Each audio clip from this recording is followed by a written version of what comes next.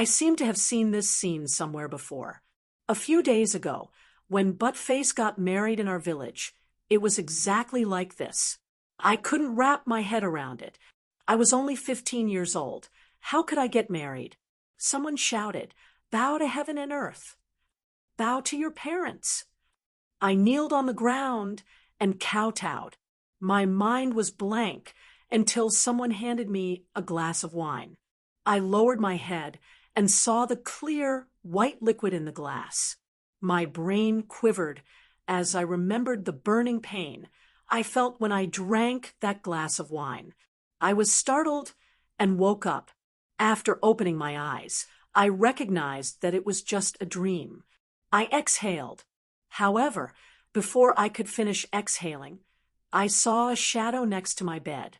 I glanced at it, and I was scared out of my wits. Beside the bed, there was a mass of red, blood red, as if someone was sitting there.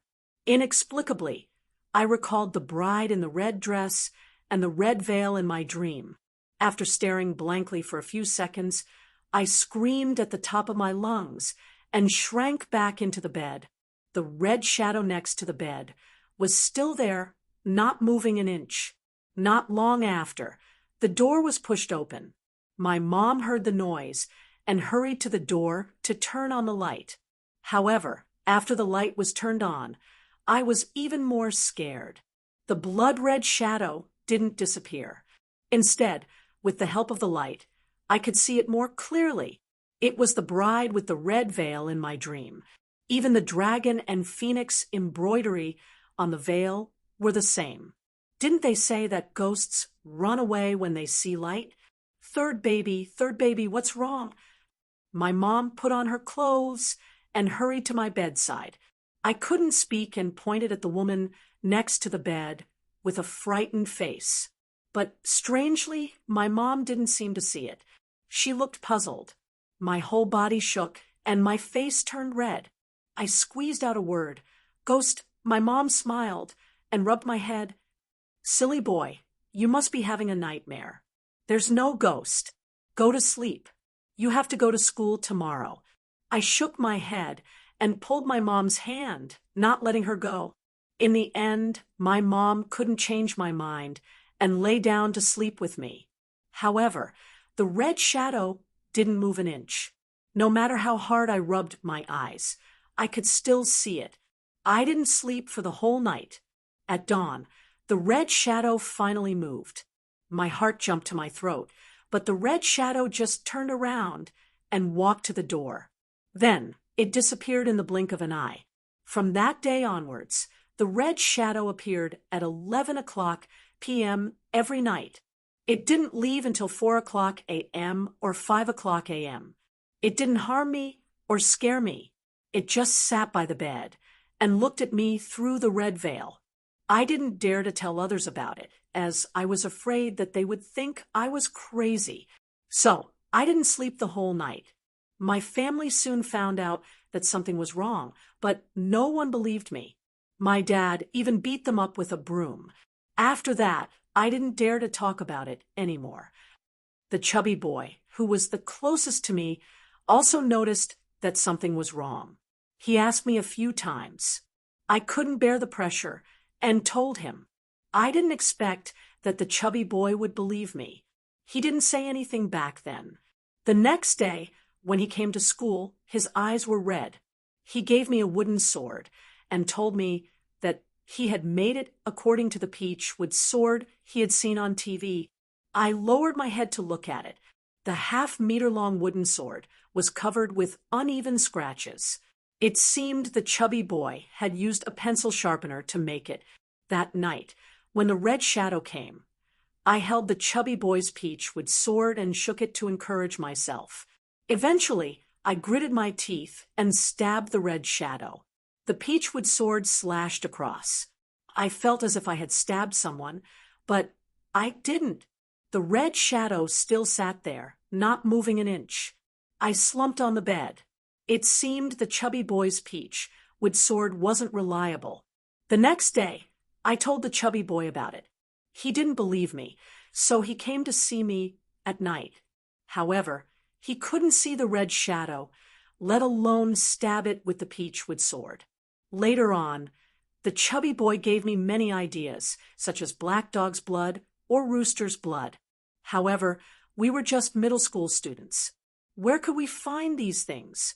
I couldn't find a way to deal with the red shadow, but I had gotten used to seeing the red shadow by my bed every night. I wasn't as scared as before. At night, I could turn my head and curl up in my bed. Somehow, I could fall asleep. However, I hadn't gotten used to it for long. One night, when I woke up at midnight, I saw the red shadow lying next to me. I was so scared that I frowned again, but in general, she didn't bring me any harm. It was as if she didn't exist and was just a figment of my imagination. What changed my mind was the spring of the second year after the new year. At that time, I could sleep well at night. My personality had recovered a little, and I loved playing basketball with my classmates. Once, I sprained my ankle while playing basketball. It was serious, and my right foot couldn't touch the ground. I had to use crutches to walk. Half a month later, the muscles on my right calf started to hurt. The doctor said that the muscles had atrophied, and I needed to massage them regularly to stimulate them. During that time, my mom would massage my legs during the day. At night, when I woke up from the pain, I would look at the red shadow while massaging my calf. It was close to the middle school entrance exam. One night, I woke up because of the pain.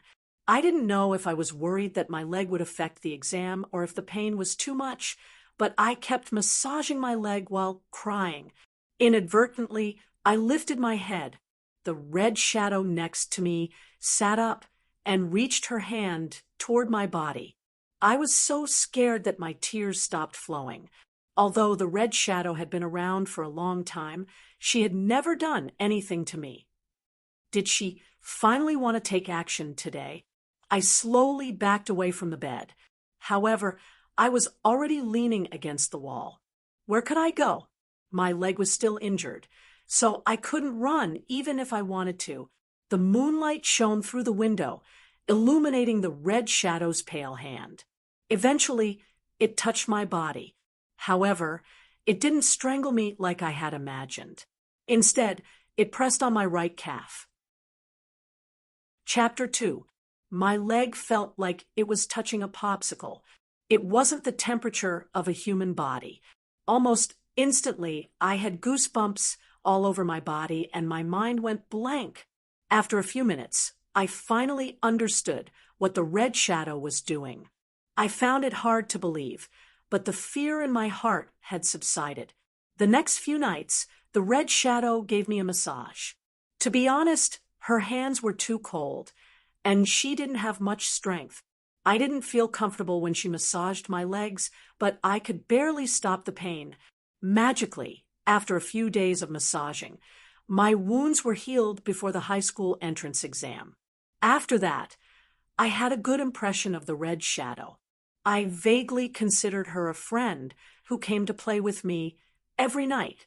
After the high school entrance exam, I was admitted to a high school in the county. The night before school started, the red shadow came with something in her hand. She gave it to me.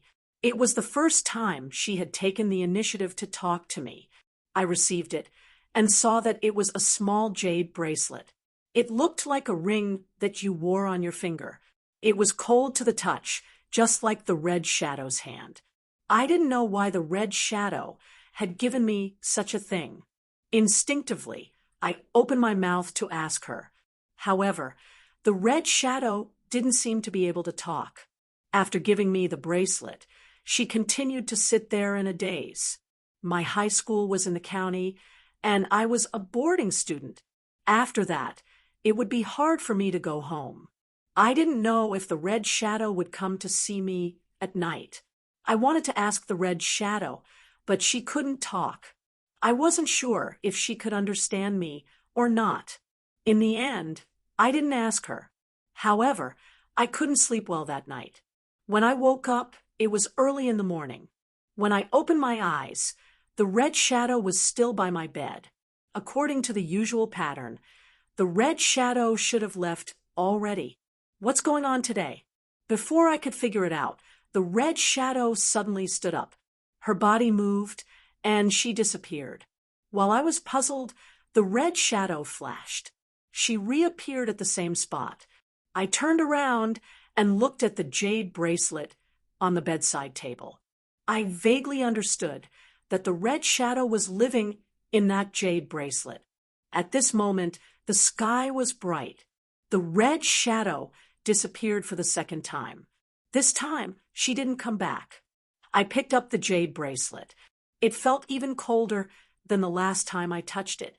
At dawn, I asked my mother to find a red rope to tie the jade bracelet to my neck. It was amazing. In the summer, it was as hot as an oven, but after Red Shadow put the jade ring around his neck, I felt as if I had stayed in an air-conditioned room. The temperature around me dropped a lot.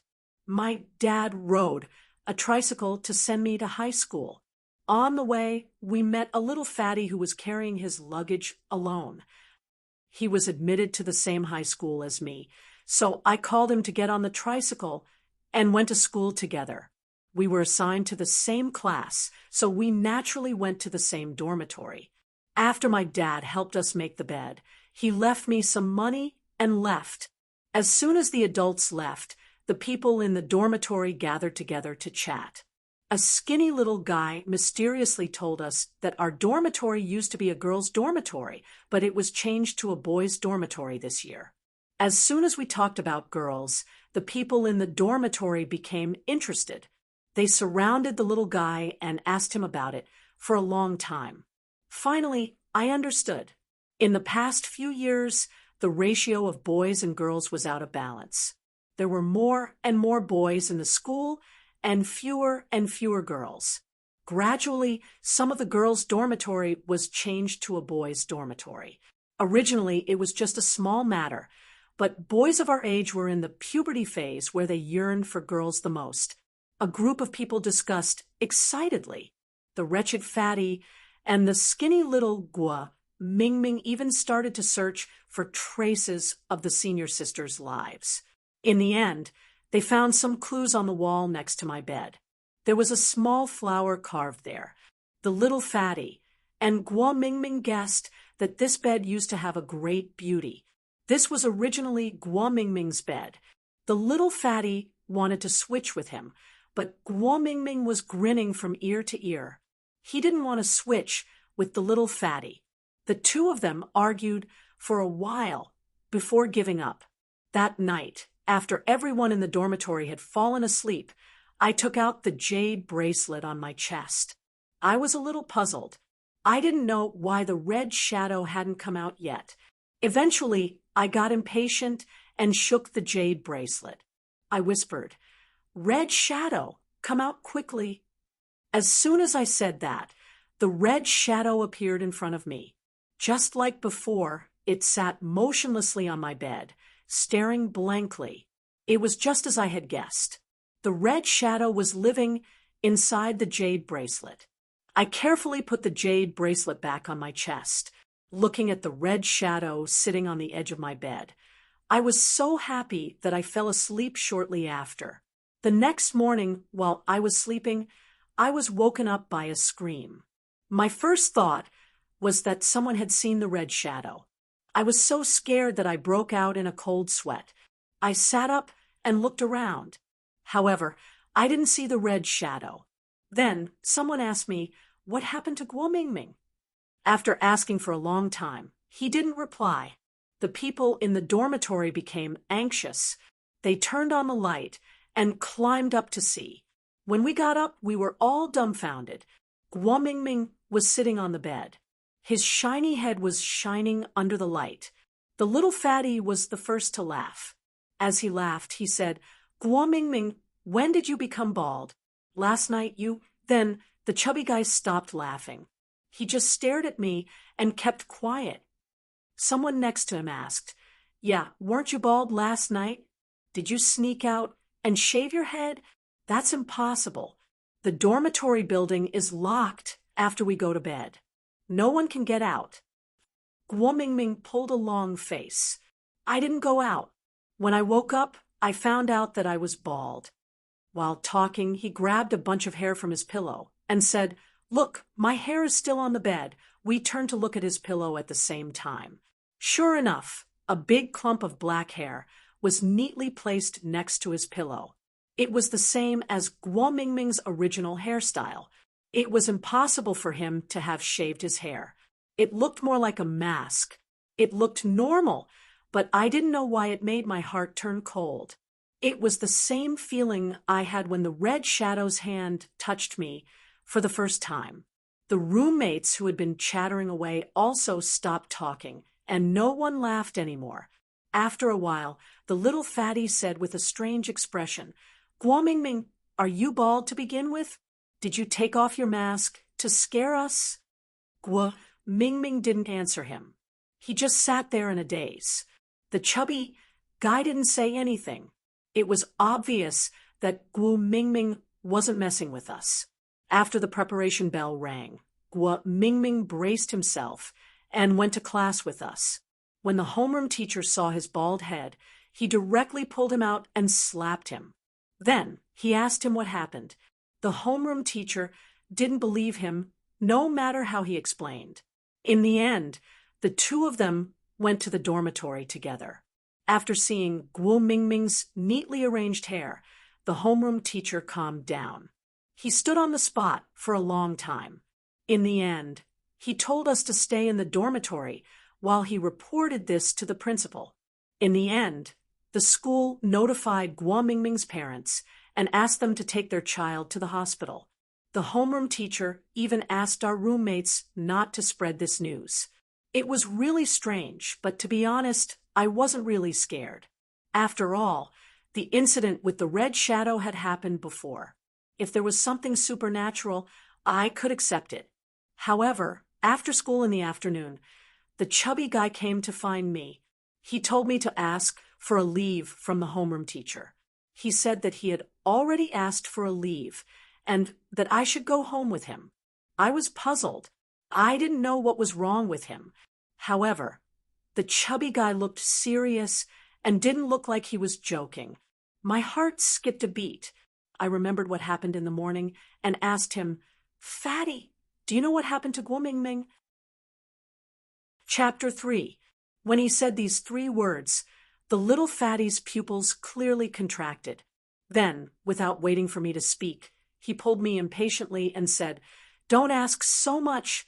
Hurry up and ask for leave. Come with me to my house tonight." I understood what he meant. Fatty's father was a carpenter.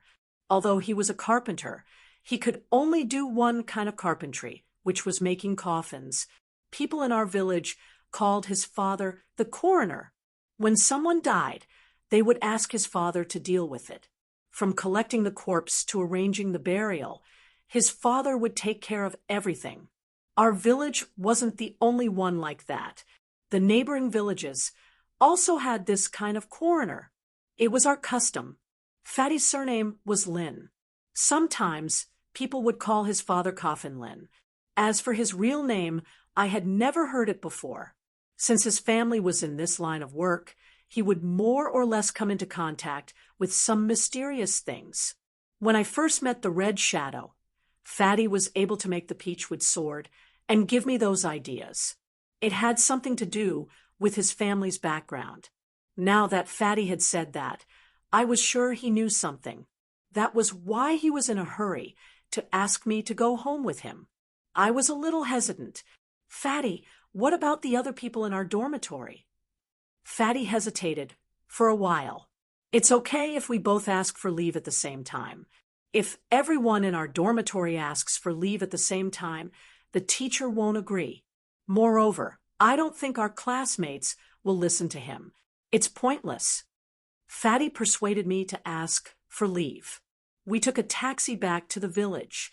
On the way back, I asked him, "What's a ghost shaving? Is it when a ghost comes to shave your hair in the middle of the night?" Fatty shook his head. "It's not that simple. I don't know the details, but I know it's scary." When we returned to the village, it was already dark. Fatty and I went to his house. Fatty's house was located in a small forest on the east side of the village. There were no other houses on the other side of the road. It was a lonely house. During the day, I didn't think much of it. However, at night, from a distance, I felt scared. Speaking of which, I grew up with Fatty, but I've never been to his house. The only time I went was when I wanted to play with Fatty when I was young. In the end, before I could even reach the door, I was dragged back home by an old man in the village. My dad gave him a good beating. Since then, I have learned another taboo in our country, that the house of a coroner is inauspicious and is not to be visited at will. When I arrived at the door, I saw the door of the Fatty's house and felt a little strange. Although the village was poor, most families had installed iron gates. Who would have thought that Fatty's house would still have a wooden door? Moreover, it was a wooden door made of a row of broken wooden planks. There was not even a lock on the door, so there was no fear of thieves breaking in. The Fatty walked in front and pushed the door open. Just as I was about to follow him in, I lifted my head and saw two green eyes staring at me. Caught off guard, my legs went soft, and I almost fell to the ground. My back was instantly covered in a layer of sweat. The fat man didn't stop. He took 2 steps forward and waved his hand, signaling for him to leave. Then I saw a shadow dash forward and disappear into the courtyard. Then I realized that it was just a cat. However, I still felt a little strange. I knew that Fatty didn't have a mother, and he and his father only had each other at home. It sounded strange for 2 grown men to have a cat. Following Fatty into the courtyard, Fatty stretched out his hand and fiddled with the courtyard wall a few times before turning on the courtyard lights. When the lights were turned on, I was startled again.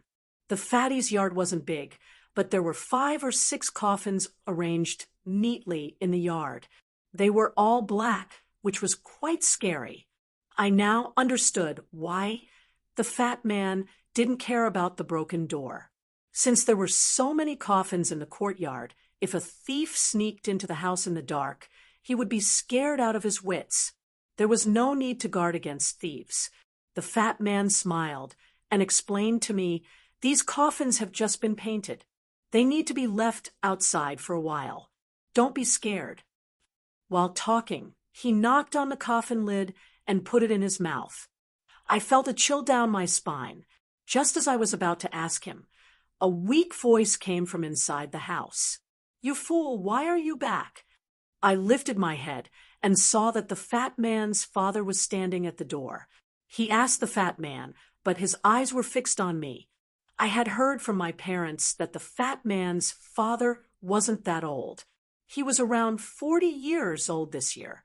However, he looked really old. His body was thin and his back was hunched. The wrinkles on his face were so deep that they looked like they had been cut by a knife. From his appearance, people would believe that he was in his 70s or 80s. The fat man hurried to explain to his father why we were back. His father was holding a tobacco pipe and smoking it. When the fat man mentioned the word ghost shaved, the pipe in his father's hand fell to the ground. "What did you say? Ghost shaved?" The fat man's father's squinted eyes opened wide for the first time, revealing a pair of dim, yellow eyes. The fat man nodded and told his father everything that had happened in the morning. His father stooped to pick up the tobacco pipe from the ground. He sat on the doorsill and smoked in silence. Then he stood up and asked us to wait for him there. Afterward, he went back to his room alone. Shortly after, his father came out with a clay jar in his hand. He stooped to pour the contents out of the jar, forming a line in front of the doorsill. I squinted and saw some gray powder. I couldn't tell what it was. After pouring the powder, the fat man's father waved his hand and asked us to step over the line. The fat man was standing close to the line. He wanted to go first, but his father pulled him back. "Let me go first." I didn't know what was going on. I wanted to ask, but seeing the stern face of the fat man's father, I didn't dare to open my mouth. I could only follow him and step over the line, entering the house. At first, I thought something strange would happen, but when I walked over, everything was normal. Nothing had happened. I exhaled in relief and lifted my head to look at the fat man's father. He furrowed his brows even deeper. At this moment, the fat man had also reached the line. He lifted his foot and stepped toward me. However, before he could reach me, I heard a scream. It wasn't the fat man's scream. I didn't know when the cat I'd seen when I entered the house had run to the fat man's father. The cat was arching its body, and its fur was standing on end. It stared at the fat man's feet and shrieked mournfully. I followed the cat's gaze and saw that the white line the fat man's father had poured out had turned black. The middle part of the line had turned black, and it was spreading to both sides. The lights in the courtyard were dim, so I couldn't see clearly. However, I felt that the black line looked like thick blood. The cat shrieked mournfully again. Then it stomped its feet and jumped toward the white line. Fatty's father bent down to grab the cat and threw it into the yard. Then he took out a shovel out of nowhere and scooped up the completely black and white line and put it into a box. The box looked strange. It was around 10 centimeters long and looked like a pocket-sized coffin. However, its color was different from the coffins in the courtyard. It wasn't black, but it was bright red. After putting the black powder into the box, the fat man's father put the coffin box away and took us to the house. That night, the fat man's father didn't ask anything. He directly asked us to sleep in the fat man's room. The fat man was a heartless man. As soon as he laid down, he started to snore. It made sense. He had grown up in a pile of coffins, so it was normal for him to be bold. However, I couldn't fall asleep. I kept thinking about Guo Mingming's bald head and the coffin in the courtyard. I felt a chill run down my spine. Chapter 4. Today was strange. I called for a long time, but the jade bracelet didn't respond. The red shadow didn't come out either. In the end, I had to give up. I closed my eyes and prepared to sleep.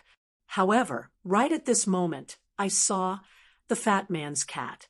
It was standing on the windowsill, staring at me with its pair of green eyes. I felt a chill in my heart when the cat stared at me. I sat up and hit it with my pillow.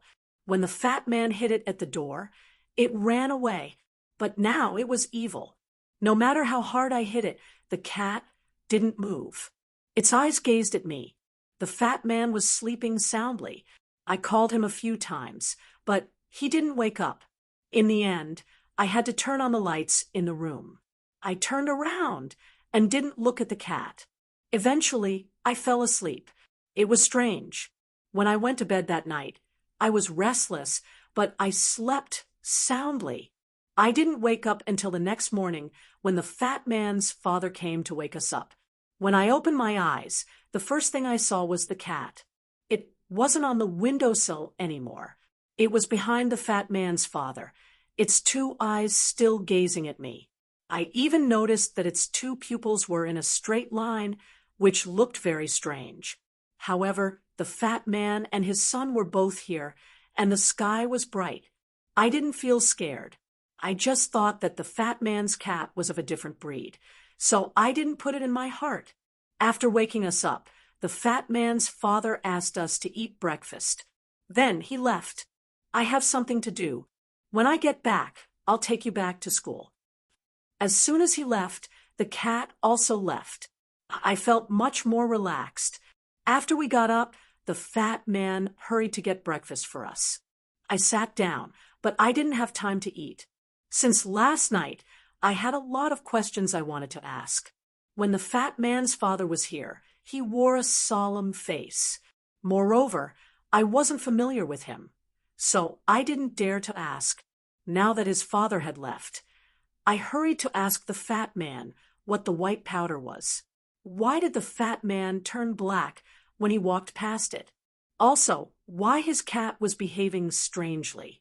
While eating his porridge, the fat man explained to me, the white powder from last night isn't strange. It's just a mixture of lime powder and bone powder. If you have something dirty on your body, you can just walk over it and get rid of it. After listening to him, I vaguely understood. In the past, when my father went out to work and came back, he would put something similar in front of the house. He would ask my father to walk through it to enter the house. He said that it could ward off evil spirits. However, what I had at home was a mixture of lime powder and chicken blood. It looked like a sticky paste, completely different from the powder I had seen last night. That was why I didn't think about it. I was curious, so I asked the fatty, "What kind of animal do you mean by bone powder?" The fatty said casually, "How could they use animal bones?" The bone powder was ground from human bones. This time, I was startled. The fatty's father had used human bones to grind into bone powder.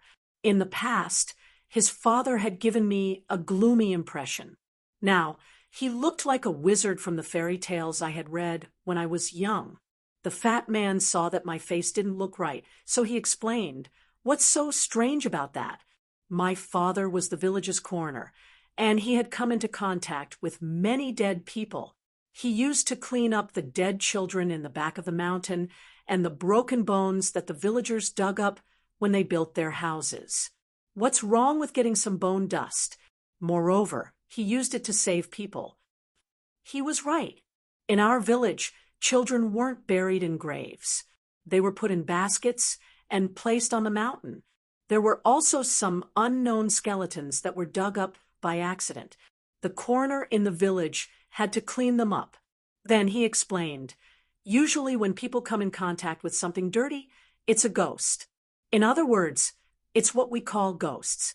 Once you come in contact with a ghost, your body will be covered in yin energy, which will bring bad luck and affect your health.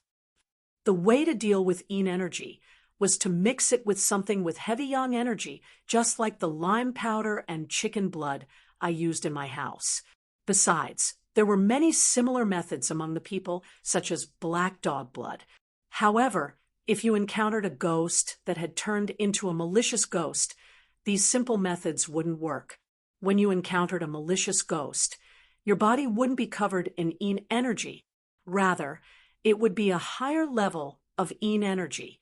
It was called yin energy. Normally, things with heavy yang energy couldn't neutralize it. Moreover, yin energy was sentient. It would actively invade a person's 3 souls, which would lead to their death. The evil ghost that we often talked about was the yin energy invading the body. Whether it was a ghost or a yin energy, they were ethereal like a soul. They needed a vessel to survive. Otherwise, they would vanish from this world. It was also the reason why yin energy would actively invade the 3 souls. After yin energy entered the body, the human corpse would become a vessel for the yin energy to reside in. For example, the ghosts that we often talked about would attach themselves to corpses. They couldn't stay too far away from the corpse. The bone powder that the fat boy's father had used was to provide a vessel for the yin energy to reside in. That was how it separated the human body from the foul things. Last night, I saw the black powder on the fat boy's body because he had been stained with yin energy. After the yin energy was absorbed by the bone powder, it turned into a dark red color. After listening to his explanation, I had a whole new level of respect for the fat boy. Usually, he was a simple-minded person, but I didn't expect him to know so much. I also remembered the red shadow. According to the fat boy, the red shadow was a ghost, and the jade bracelet she gave me was the vessel she was residing in. The only thing I didn't understand was that on the night Guo Mingming encountered the ghost and shaved his head, little fatty and I were in the dormitory. I even slept on Guo Mingming's lower berth, which was closer to him. Logically speaking, I should have been stained with energy. But why was the fat boy possessed while I was perfectly fine? I wanted to ask little Fatty, but I remembered the frown on his father's face. I opened my mouth, but didn't ask. After the meal, the little Fatty talked about the cat again. He said that there was nothing strange about it. Cats liked and could see some unclean things. Moreover, the cat had followed his father since it was young and had come into contact with many dead people. His father even raised it to devour energy. That was why, when the energy was sucked out by the bone powder last night, the cat arched its body and screamed. In fact, it was looking for food, just like a cat that had encountered a chick, and was arching its back to catch it. After listening to him, I vaguely understood why the cat had been staring at me last night. I guessed it was because of the red shadow. I was even more afraid of the cat now. I thought that I should stay away from it in the future. Although little Fatty had told me that people who provoked spirits would have bad luck and harm their health, I felt that the red shadow situation was different from what he had told me. She didn't harm me. Instead, she had helped me recover from my sprained ankle. I was sure she wasn't a dirty thing like the fat boy had described.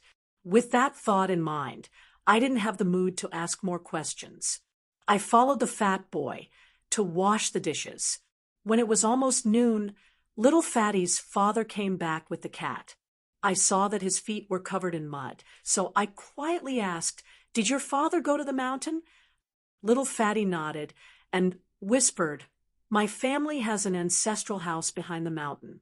Whenever his father encountered something troublesome, he would go to the ancestral house. I understood immediately. Little Fatty's father was going to solve the case of the shaved ghost. Indeed, after his father came back, he didn't rest. He said that he wanted to take us back to school and took us to the village entrance. When we were about to leave, the cat followed us. However, little Fatty's father grabbed it by the neck and threw it back to the courtyard.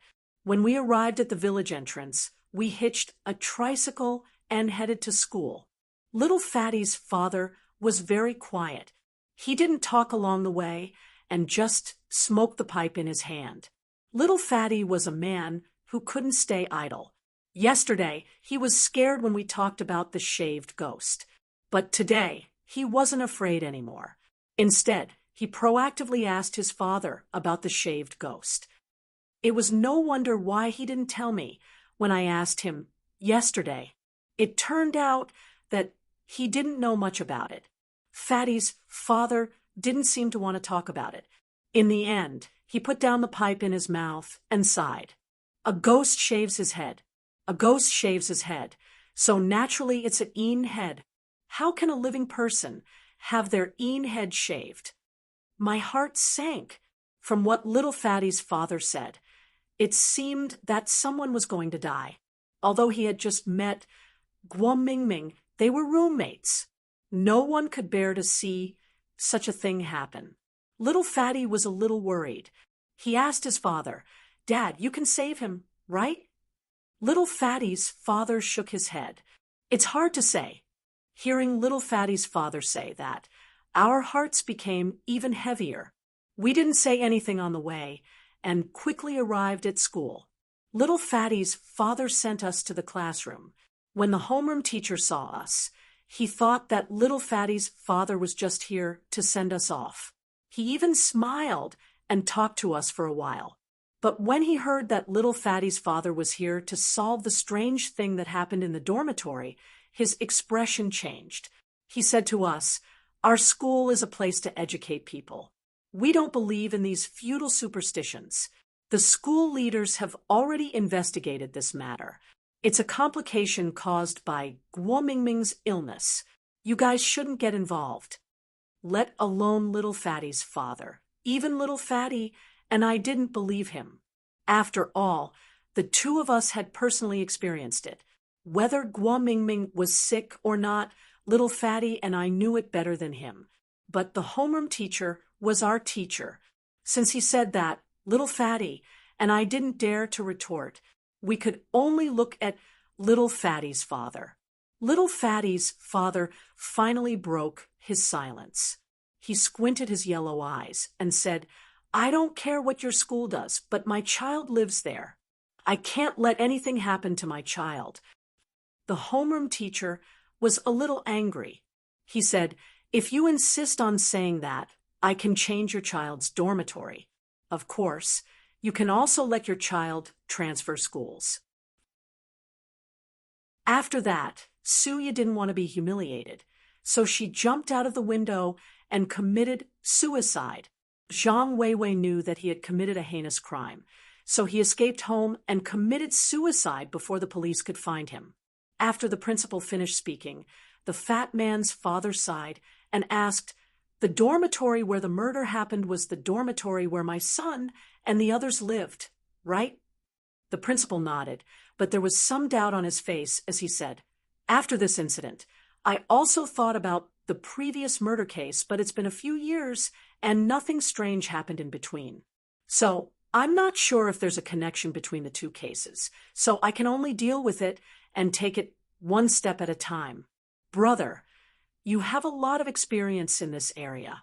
Since you're here, please help me. I'll be grateful." Unlike the previous homeroom teacher's attitude, the principal's attitude was unprecedentedly good. However, the fat man's father still had an expressionless face. When the principal finished speaking, he immediately asked, "The girl who jumped out of the window, was she bald when she died?" The principal was stunned. He shook his head and said, "No, after the girl was sent to the funeral home, I accompanied her parents to identify the body. Her long hair was intact. I'm sure of that." The fat man's father frowned even more. He muttered softly, "That shouldn't be. Since it's a place to shave in, it's a place to raise ghosts.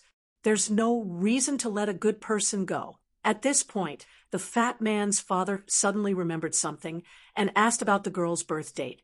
However, the principal did not have it, so he immediately called the school's dean to check the school's archives and found the girl's date of birth. The fat man's father muttered to himself for a long time. In the end, he still had a puzzled look on his face. While the fat man's father was calculating, the principal and the dean were also talking about this matter. As they talked, the dean's expression suddenly changed. He went up to the principal and said something. Then the principal's expression changed as well. He hurriedly went over to the fat man's father and said, "Brother, I didn't think about it when you mentioned it just now. The girl was not bald when she jumped out of the window, but the boy who committed suicide at home was bald when he died. It's just that boys have short hair, so when we found out that he was bald, we didn't think too much about it. And there's something else that's very strange at that time. The boy hung himself from the ceiling fan at home using a rope made of toilet paper. When his family found out, they went over and pulled on it, and he fell from the fan. Logically speaking, such a fragile rope should not be able to bear the weight of a human body, but the boy did hang himself. Because this matter had nothing to do with the police investigating the suicide, no one pursued the matter further. I didn't think too much about it at first, but now that I think about it, it's a bit strange." At this time, the fat man's father opened his eyes and nodded. As expected, people who shaved their heads have lost their 3 souls, and their bodies are lighter than their souls. If that's the case, it makes sense. "Let's go. Take me to the dormitory." Immediately, the principal called the dormitory's administrator and asked her to open the dormitory door.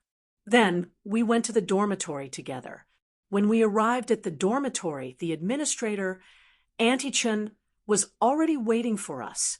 Auntie Chen was a woman in her 50s. When she saw the principal accompanying us to the dormitory, she thought that something had happened between me and the fat man, and that the principal had been alerted. Thus, on the way, she started to complain about how this floor used to be filled with girls, and nothing happened for a whole year. But now that the boys have just moved in, they're all mischievous. After she said that, the fat man's father immediately asked, "This dormitory used to be a girls' dormitory. Did the boys just move in this year? Annie Chun was surprised. No wonder it's been so many years. Last time, it was a boy. This time, of course, it will be a boy. Annie Chun didn't understand what the fat man's father was talking about. She turned to look at the principal with a puzzled face. The principal didn't want too many people to know the inside story. He found an excuse to ask for the dormitory key and asked Annie Chun to leave first. When the principal was about to open the door, the fat man's father raised his hand and stopped him. He gazed at the dormitory door for a while and said, "The energy in this place is very thick. You guys wait here. Don't go in." Then he took the key from the principal and opened the door. He asked the principal and the dean to wait outside while I and the fat man entered the dormitory. As soon as we entered the room, the fat man shivered and muttered, "It's really cold here." I didn't feel anything. Ever since I had worn the jade bracelet that the red shadow had given me, I had felt cool all over my body. Even during the day, when the temperature was around 30 degrees Celsius, I didn't feel hot. Of course, I didn't feel cold either. The fat man's father said, "The energy here is thick. Of course, it's cold. Which bed is your classmate sleeping on?" The fat man pointed at Guo Mingming's bed, and we walked there together. Since Guo Mingming was sleeping on the upper berth, the fat man's father climbed up alone. The fat man and I stood on our tiptoes to look around, but we didn't see anything. Soon, the fat man's father came down and took us out of the room. When we were outside, the fat man's father asked the principal if the girl named Su-ya was sleeping on Guo Mingming's bed. The principal and the dean answered in unison, "No." Then they told me that Su-ya's bed was under Guo Mingming's, which was my bed. This result scared me. I couldn't help but feel puzzled. If I was the one who slept on Su-ya's bed, why did Guo Mingming, who slept on the upper bunk, get into trouble? The fat man's father was also puzzled. He contemplated for a while, then returned to the dormitory. However, this time he asked me and the fat man to wait outside while he entered the room alone. After waiting for a while, we heard a hissing sound. It was similar to the cat meowing we had heard in the fat man's room last night. Our faces changed. We didn't care about what the fat man's father had asked us to do. The four of us stormed into the room. It was a sunny day today. Earlier, the dormitory was bright, but when we entered the room, it was dark. The fat man's father was standing on the ladder that led to my upper berth. One of his hands was holding the edge of the upper berth, while the other was holding the pocket-sized red coffin I had seen last night. His body didn't move, and he didn't seem to notice that we had entered the room. The fat man saw that his father wasn't in a good condition. He hurried to pull him, but the fat man's father fell off the ladder. The white powder in the small red coffin in his hand splashed out, turning the entire room gray. Some of the powder even splashed on us. The principal and the dean didn't know what the powder was, but they didn't care. They went to check on the fat man's father. I was the only one who was scared by the human bone powder. However, I endured the discomfort and ran to the fat man's father. The fat man's father had fainted. We didn't care about anything else and carried him out of the dormitory. When I was about to go out, I glanced at the room and saw that the powder had stuck to the walls of the dormitory. There were many black marks on the surrounding walls. It looked like someone had used a charcoal pencil to crazily draw on the walls. However, under the black marks, there was a faint redness, just like the black powder I had seen last night. Chapter 6. This glowing green face was incomparably evil. After seeing it, I couldn't move my eyes away from it. Although my mind was still clear, I knew that I had to leave immediately, but my feet felt like they were filled with lead. I couldn't lift them no matter how hard I tried, and even my consciousness started to blur. Right at this moment, An extremely cold feeling came from my chest, jolting my spirit and freeing me from that indescribable daze. At this moment, the fatty also reached out to pull me, asking me why I didn't go out. I quickly turned around, stepped out of the door, and purposely closed the door tightly. That glowing green face made me feel extremely terrified. Luckily, I was the only one who saw it. If the fatty and the others saw it, then something bad would definitely happen. The fatty's father probably fainted because of this strange face. Also, what happened to Guo Mingming, it must have something to do with this thing beside his bed. After everyone left the dormitory, the fatty's father was still unconscious, and the principal had no choice but to call 120 and send the fatty's father to the hospital first. At this time, the fatty firmly disagreed and said, "My father specifically told me that if something happens to him, we definitely can't send him to the hospital." The principal frowned and clearly didn't care much about the fatty's words and retorted, "Your father is a capable person, but he's currently unconscious and can't save himself. What else can he do but send him to the hospital? Could it be that you can cure your father?" The fatty shook his head and said, "I can't cure him, but as long as my father is sent to my family's old house, then he can be cured." The fatty said firmly, and in the end, the principal also considered that the fatty's father wasn't a normal person, so he found someone to get a car and sent the fatty's father back to our village. Of course, the fatty and I also came back. On the way, I told the fatty about the glowing green face, and the fatty felt his hair stand on end after hearing it, especially when he remembered that he and Gui Mingming fought over the bed because of this pattern, and even speculated that there was a beauty living on the bed. It made his hair stand on end. However, the fatty didn't think that his father fainted because he saw the pattern. The reason was simple. I didn't faint when I saw the pattern, and with his father's abilities, he definitely couldn't have fainted after seeing it. I opened my mouth, but I didn't know how to explain it to him. When we reached the village, I helped carry the fatty's father out of the car. Then, the driver the headmaster found drove away. The fatty stayed with his father while I went home to call for help. When I got home, I told my dad about what happened in the past 2 days. My dad didn't say anything and went out with me. On the way, he even went to the neighbor's house to call for help. It was not easy to enter the mountain, and it was even more difficult to carry a person in. Without 3 to 5 strong laborers, it was impossible to complete this task. Unlike the teachers in school, the people in our village never doubted this kind of thing.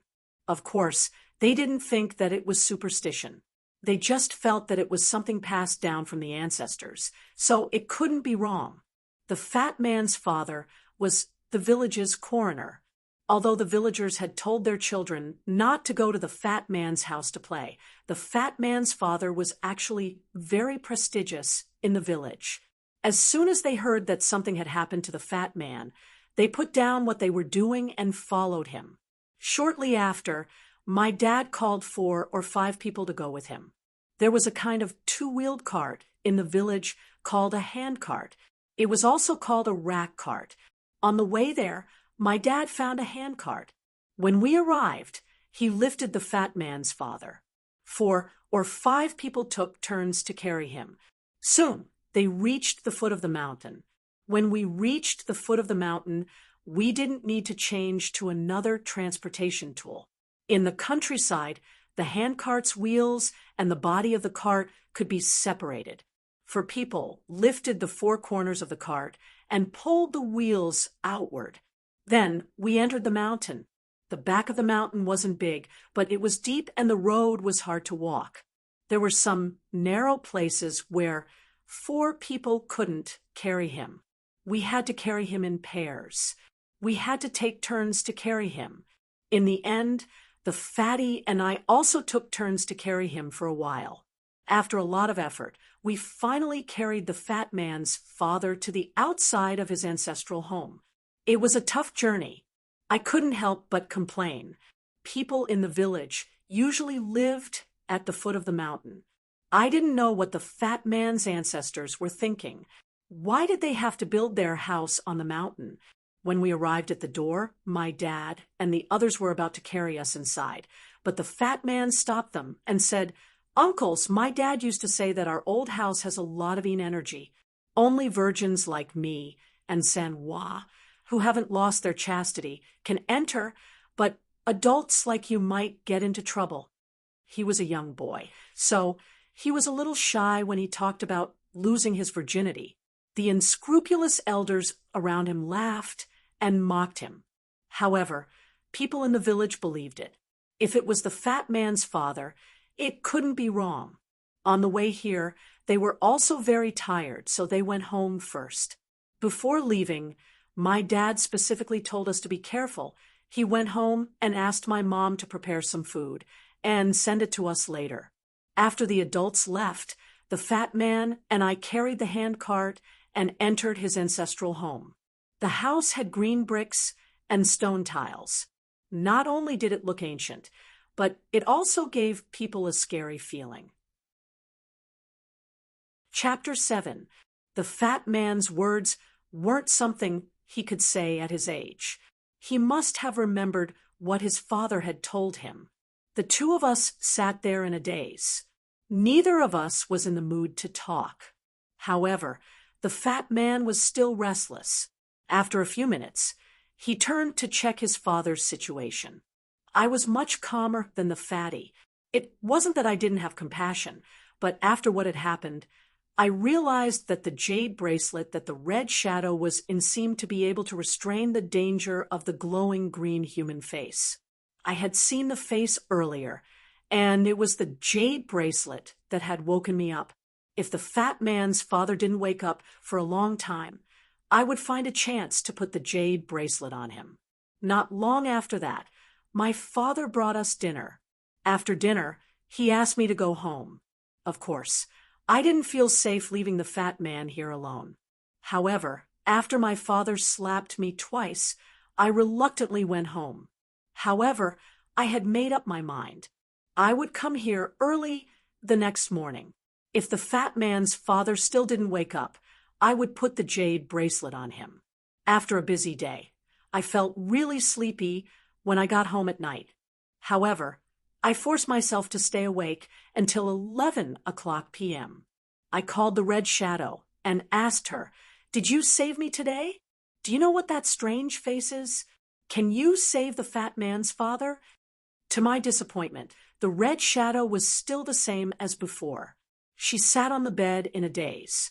No matter how many times I asked her, she didn't say a word. It seemed she didn't know how to talk, which made me feel very discouraged. The next morning, my mother had prepared breakfast. I didn't have time to eat and just took the breakfast for 3 people to the mountain.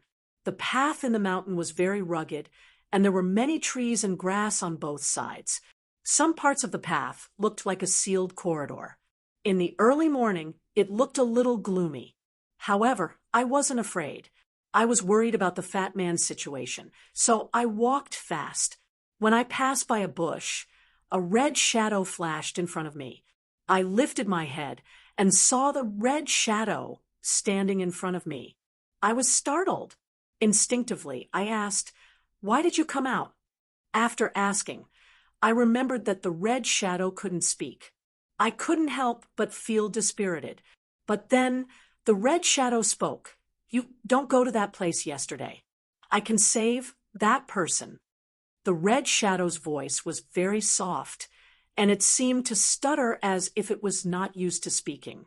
After I heard that, I was pleasantly surprised and asked her, "Can you really save the fatty's father?" The red shadow nodded and emphasized, "Don't go to the place you went to yesterday."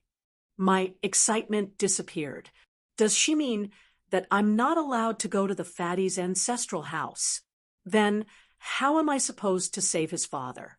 I asked Red Shadow. She told me that the place I shouldn't go to was the dormitory, not the fatty's ancestral home.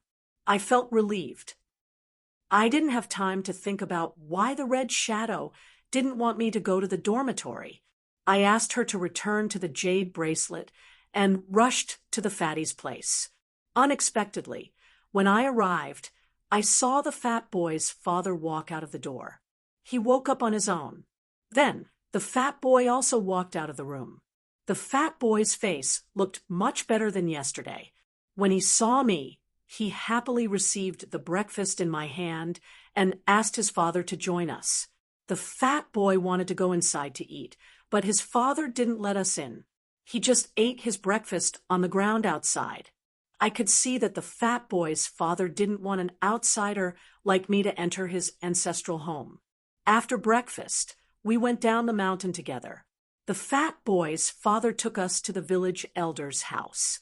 He said that he wanted to borrow the village elder's phone to contact someone to help us. At that time, although telephones weren't a rare thing in the countryside, not many people had telephones. Only the village elder and a few other rich families had telephones. After the call, I went home to inform my family. Then I followed the fat boy and his father to the school. Although we had encountered some danger yesterday, the fat boy's father didn't want to let it go.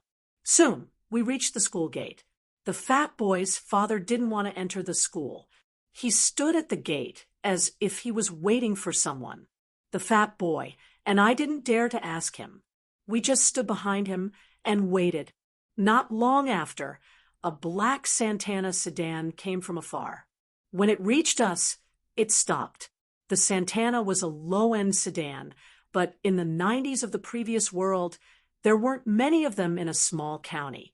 The fat boy and I couldn't help but straighten our backs. We curiously looked at the car. We thought that the person sitting inside must be an important person. Soon, the car door opened, and a small old man wearing glasses walked out. The small old man's hair was white, and even the goatee on his chin was snow white. He looked to be at least 70 years old. After he got out of the car, a middle-aged man around 30 years old got out of the driver's seat. He ran to support the old man and walked toward the fat boy's father. The old man was old, but he walked faster than a middle-aged man. He hurriedly walked up to Fatty's father and asked, "Lynaching, is what you said on the phone true? A 30-year-old flesh-eating baby?" I knew that the fat boy's father's surname was Lin, but it was the first time I heard someone call him by his name. The fat boy's father nodded and whispered, "Uncle I don't dare to lie to you. I saw it with my own eyes yesterday. It hasn't taken shape yet, but from the looks of it, it's the last shaved ghost. I was careless yesterday, and I almost lost my life. I'm sure I saw it right." From the way they addressed each other, the fat boy's father and this old man didn't have a simple relationship. It was strange. From what I remembered, the fat boy's father would only come out to attend funerals in the village. He usually stayed at home. It was hard to imagine that he had a friend like old he in the county. The white-haired uncle, he kept silent for a while. Then he sighed and said, "A 30-year-old flesh-eating baby. Let's go. We should take advantage of the fact that we found out about it. It'll be too late if we wait any longer." After saying that, the old man went into the school first. His majestic gait was a huge contrast to his appearance. When we arrived at the school, we didn't know when the principal had received the news. Before we reached the school building, he greeted us with a face full of smiles. However, it was obvious that he wasn't smiling at us, but at the spirited old man. "President how come you have the time to visit me today?" The principal smiled and moved closer. His expression was even a little flattering. He snorted heavily. His tone wasn't polite at all. He said, "Something like this happened in your school, and as the principal, you're still trying to cover it up. Don't you care about the lives of the children?" The principal was reprimanded, but he wasn't angry at all. He just smiled bitterly and apologized. I didn't understand the situation and thought it was a small matter, but since President is here today, this matter is indeed a small matter. as expected of the principal, he was able to flatter Old he subtly with his words. Old he snorted again and didn't talk about it anymore. He just asked the principal to prepare a room with a bedroom. The principal didn't dare to ask too much and quickly arranged for his subordinates to find a teacher's dormitory. After this was arranged, a car drove over from the school gate. When the people got off, I realized that it was Guo Mingming's family. At this time, Guo Mingming was already unconscious. A middle-aged man was carrying him on his back. Beside him was a middle-aged woman who was constantly wiping her tears. They should be his parents. Old he arranged for Guo Mingming's family to put him on the bed in the teacher's dormitory. Then he told the middle-aged man who had been following him to stay here and watch over Guo Mingming.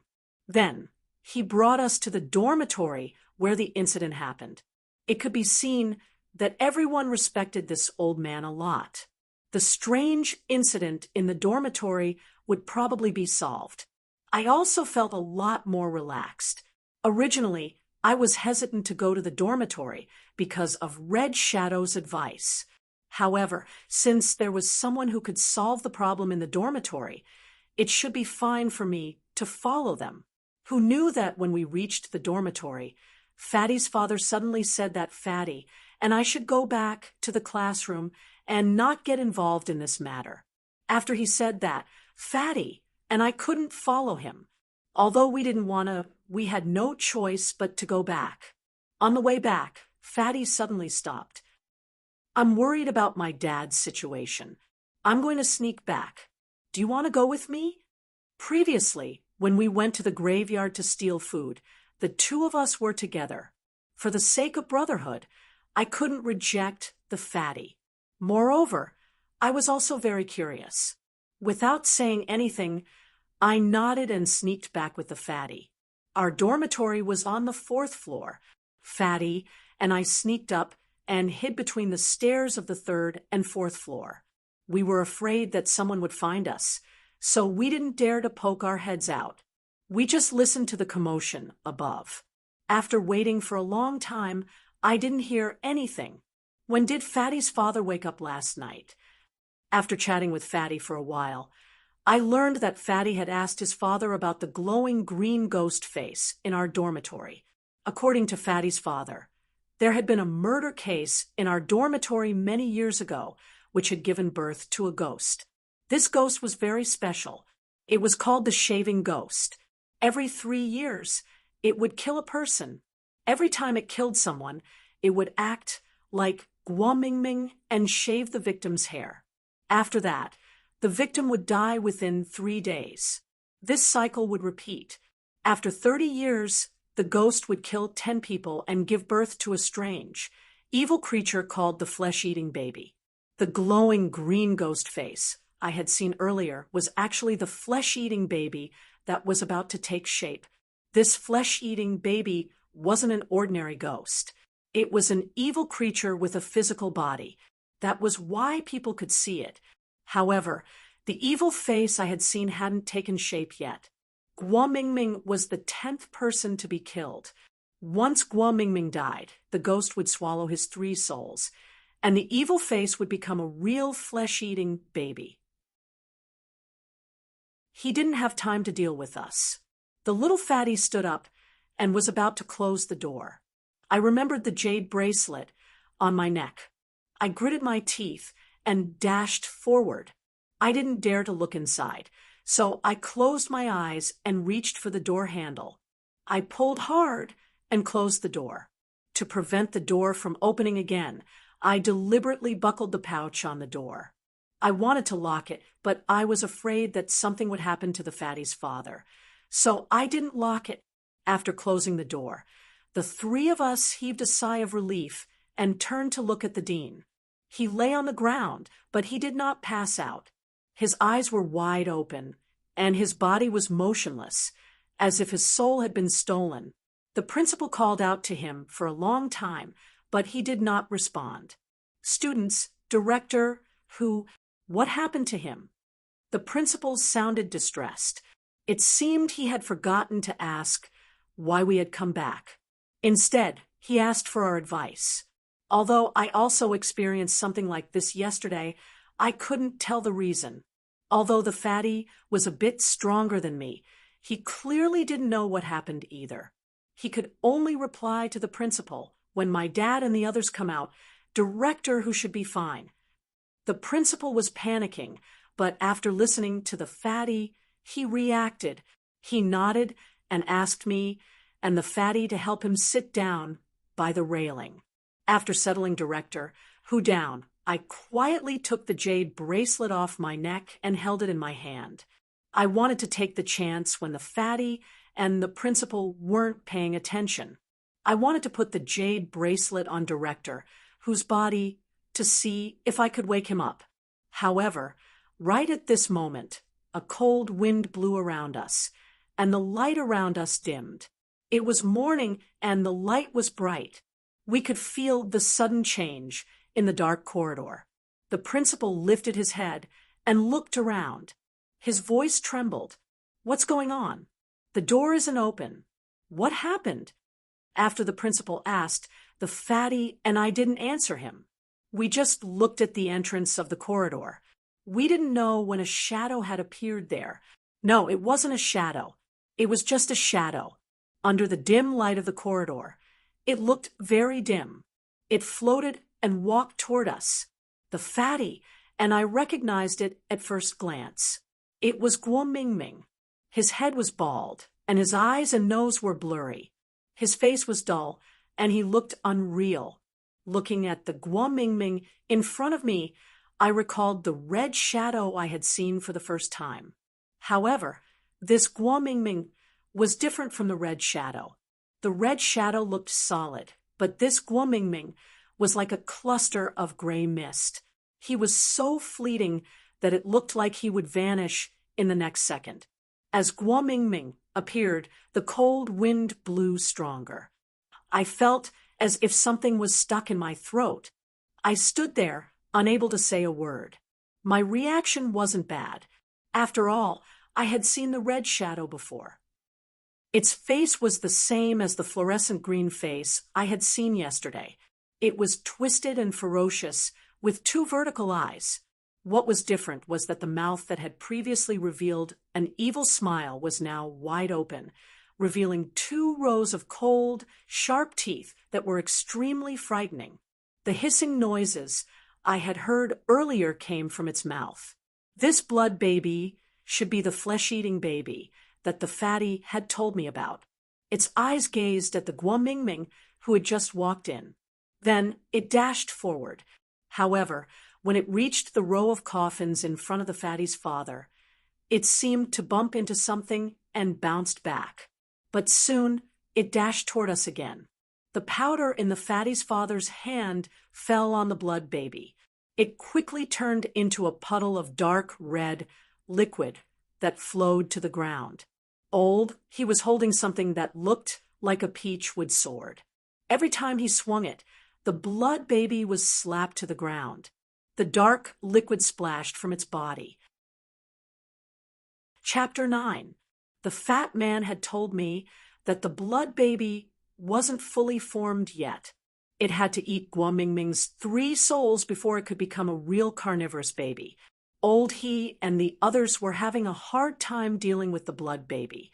If we waited until it ate Guo Mingming's soul, I was afraid that all of us would be in big trouble. We had to stop it. I understood it, but I was so scared that my limbs had gone soft. I couldn't get up no matter how hard I tried. The fat man wasn't afraid of anything. His eyes reddened, and he got up from the ground. He stormed forward and tried to hug Guo Mingming's soul. Who would have thought that he would grab onto nothing, and his hands would directly pass through Guo Mingming's soul? A soul was an illusory object. How could the fat man hug it? The fat man was bewildered. Guo Mingming's soul took a few steps forward and stood in front of the coffins. He was just 1 wall away from the blood baby. Right at this moment, the blood baby screeched. Black mist burst out of its body. Then It opened its mouth at an exaggerated angle and bit forward. A cracking sound rang out, and the invisible barrier around the small coffin seemed to have been torn apart. The blood infant hissed as it poked its head out of the coffin, then opened its mouth to chomp down on Guo Mingming's soul. Evil creature! Old He's angry roar came from behind us. Then a white light descended from the sky and slashed at the blood baby. At the same time, the fat man's father got up from the ground. He shouted at the fat man and me, "Attack together. Don't let it bite this soul. Otherwise, we won't be able to save your classmate." While talking, he used the small wooden coffin in his hand to hit the blood baby's head. At the same time, the fat man stormed forward. He found a mop from somewhere and crazily hit the blood baby. They were all attacking. I didn't know where my courage came from, but I gritted my teeth and got up from the ground. I ran toward the blood baby. Old He, the fat man, and his son attacked at the same time. The blood baby fell to the ground. Black water gushed from its body, forming a puddle on the ground. However, this did not stop it.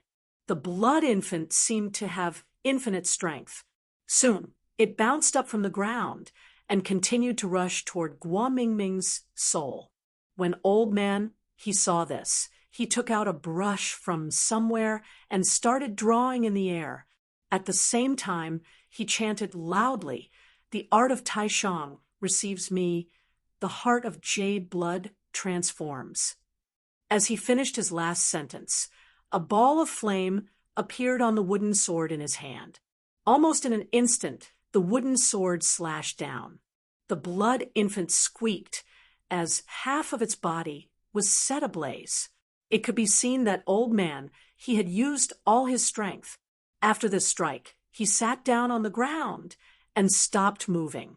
However, the blood infant didn't stop moving. It screamed as it moved toward Guo Mingming's soul. Seeing this, the fat father and son also threw the things in their hands at the blood infant. At this moment, I dashed toward the fat father. Since I didn't have anything in my hands, I clenched my jaw and punched the blood infant. Unexpectedly, the blood infant's footsteps halted when I punched it. Right after that, it let out an unprecedented shriek. The left side of its face that had been hit by my fist instantly melted, turning into a puddle of black liquid that flowed downwards. Before it could reach the ground, it was burned into nothingness by the flames on its body. At this moment, the blood infant seemed to be scared. It stopped moving toward Guo Mingming's soul and lifted its head. It gazed at us with its remaining right eye for a while. Then it turned around and dashed out of the room. I lifted my head to look outside. The principal was craning his neck to look inside the room. The blood infant dashed past him, and the principal saw it. He slumped back to the ground. The blood infant had run away. Besides me, the fight had exhausted everyone. The fat father and his son were in the same state as Old He. They were panting and sitting on the ground. No one said anything, but the fat man's father squinted and looked at me suspiciously. I was also surprised. Although Old He's attack was powerful, I knew that half of the blood infant's body had been destroyed because of my punch. Since when did my punch become so powerful? I lowered my head and saw that the hand that had hit the blood infant was holding the jade bracelet that belonged to the Red Shadow.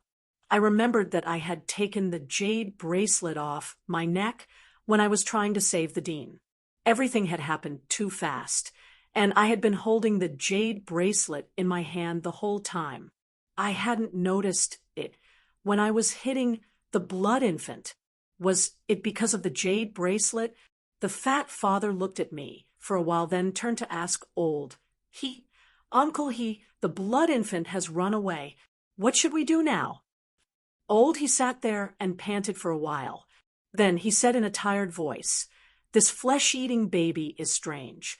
Although it hasn't fully formed, it's as powerful as a fully formed flesh-eating baby. I tried my best, but I could only hurt it. I couldn't capture it. The fat man's father nodded and didn't look at me. He also thought that he was the one who had hurt the blood infant, and not me. Old man, he spoke again. Let's rest for a while. The blood infant has been severely injured, and there will definitely be traces of yin qi on the way back. Later on, we'll follow the yin qi, and we'll definitely be able to find its hiding place. After making up his mind, he sat cross-legged on the ground and closed his eyes. He didn't talk anymore, as if he was trying to recover his energy. The fat man's father turned to him and asked, "I told you to go back to class. Why did you still follow us?" The fat man and I lowered our heads guiltily. We didn't dare to talk. The fat man's father said, "Rest for a while and then go back. Don't follow us blindly." Before he could finish his words, he opened his eyes and interrupted him. "These two brats have some guts. Why let them go back? If it weren't for these two kids today, we might have to die here. You two don't leave. Take a break and follow me later. We'll meet that flesh-eating baby again." The fat man and I cheered up. Although the previous experience had shaken us, people were curious. Of course, we wanted to go and see. Shortly after, he got up from the ground and walked toward Guomingming's soul. After the blood infant had run away, Guomingming's soul hovered in the same spot. However, his body was dimmer than before. It looked like he could vanish at any minute. Walking up to Guomingming's soul, he took out a small yellow paper doll from his body, then took out the brush he had just used and a box of something that looked like red ink. The fat man had told me that it was cinnabar.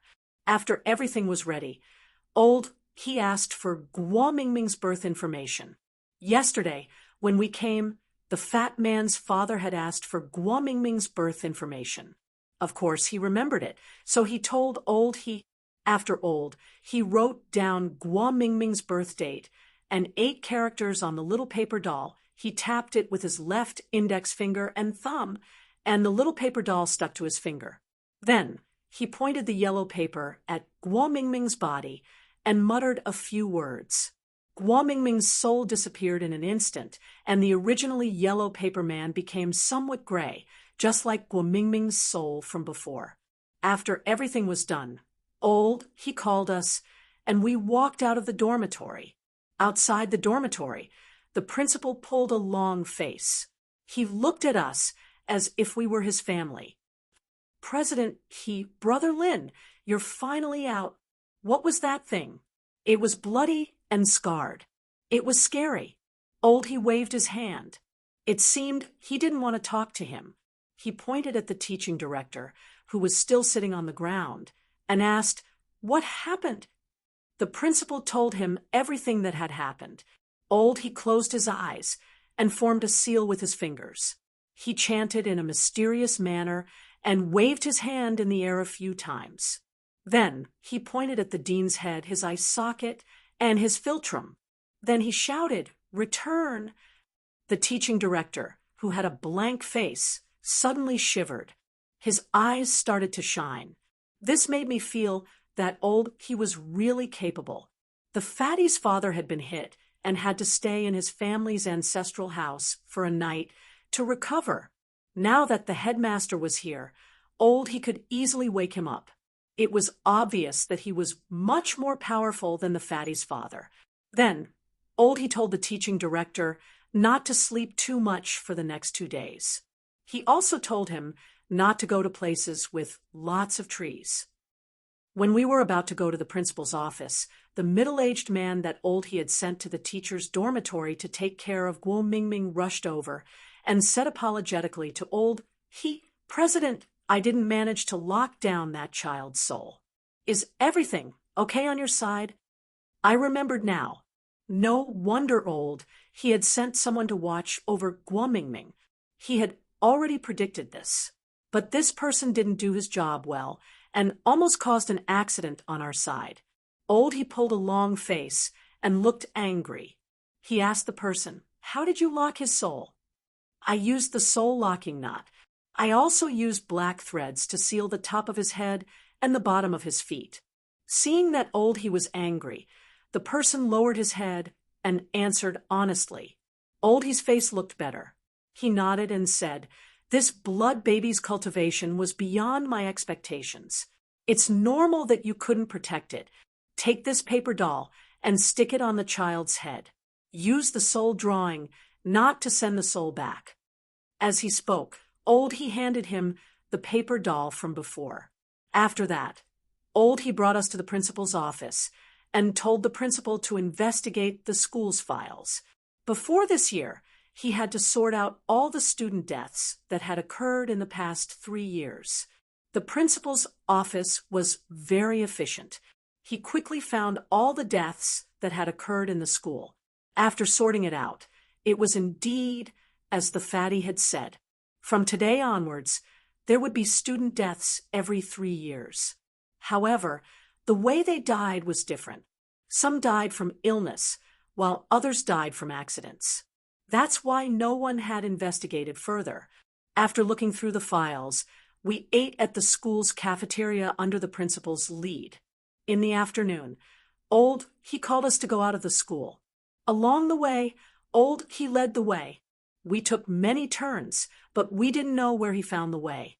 Finally, we arrived at the back of the school at the foot of a mountain about 5 kilometers away.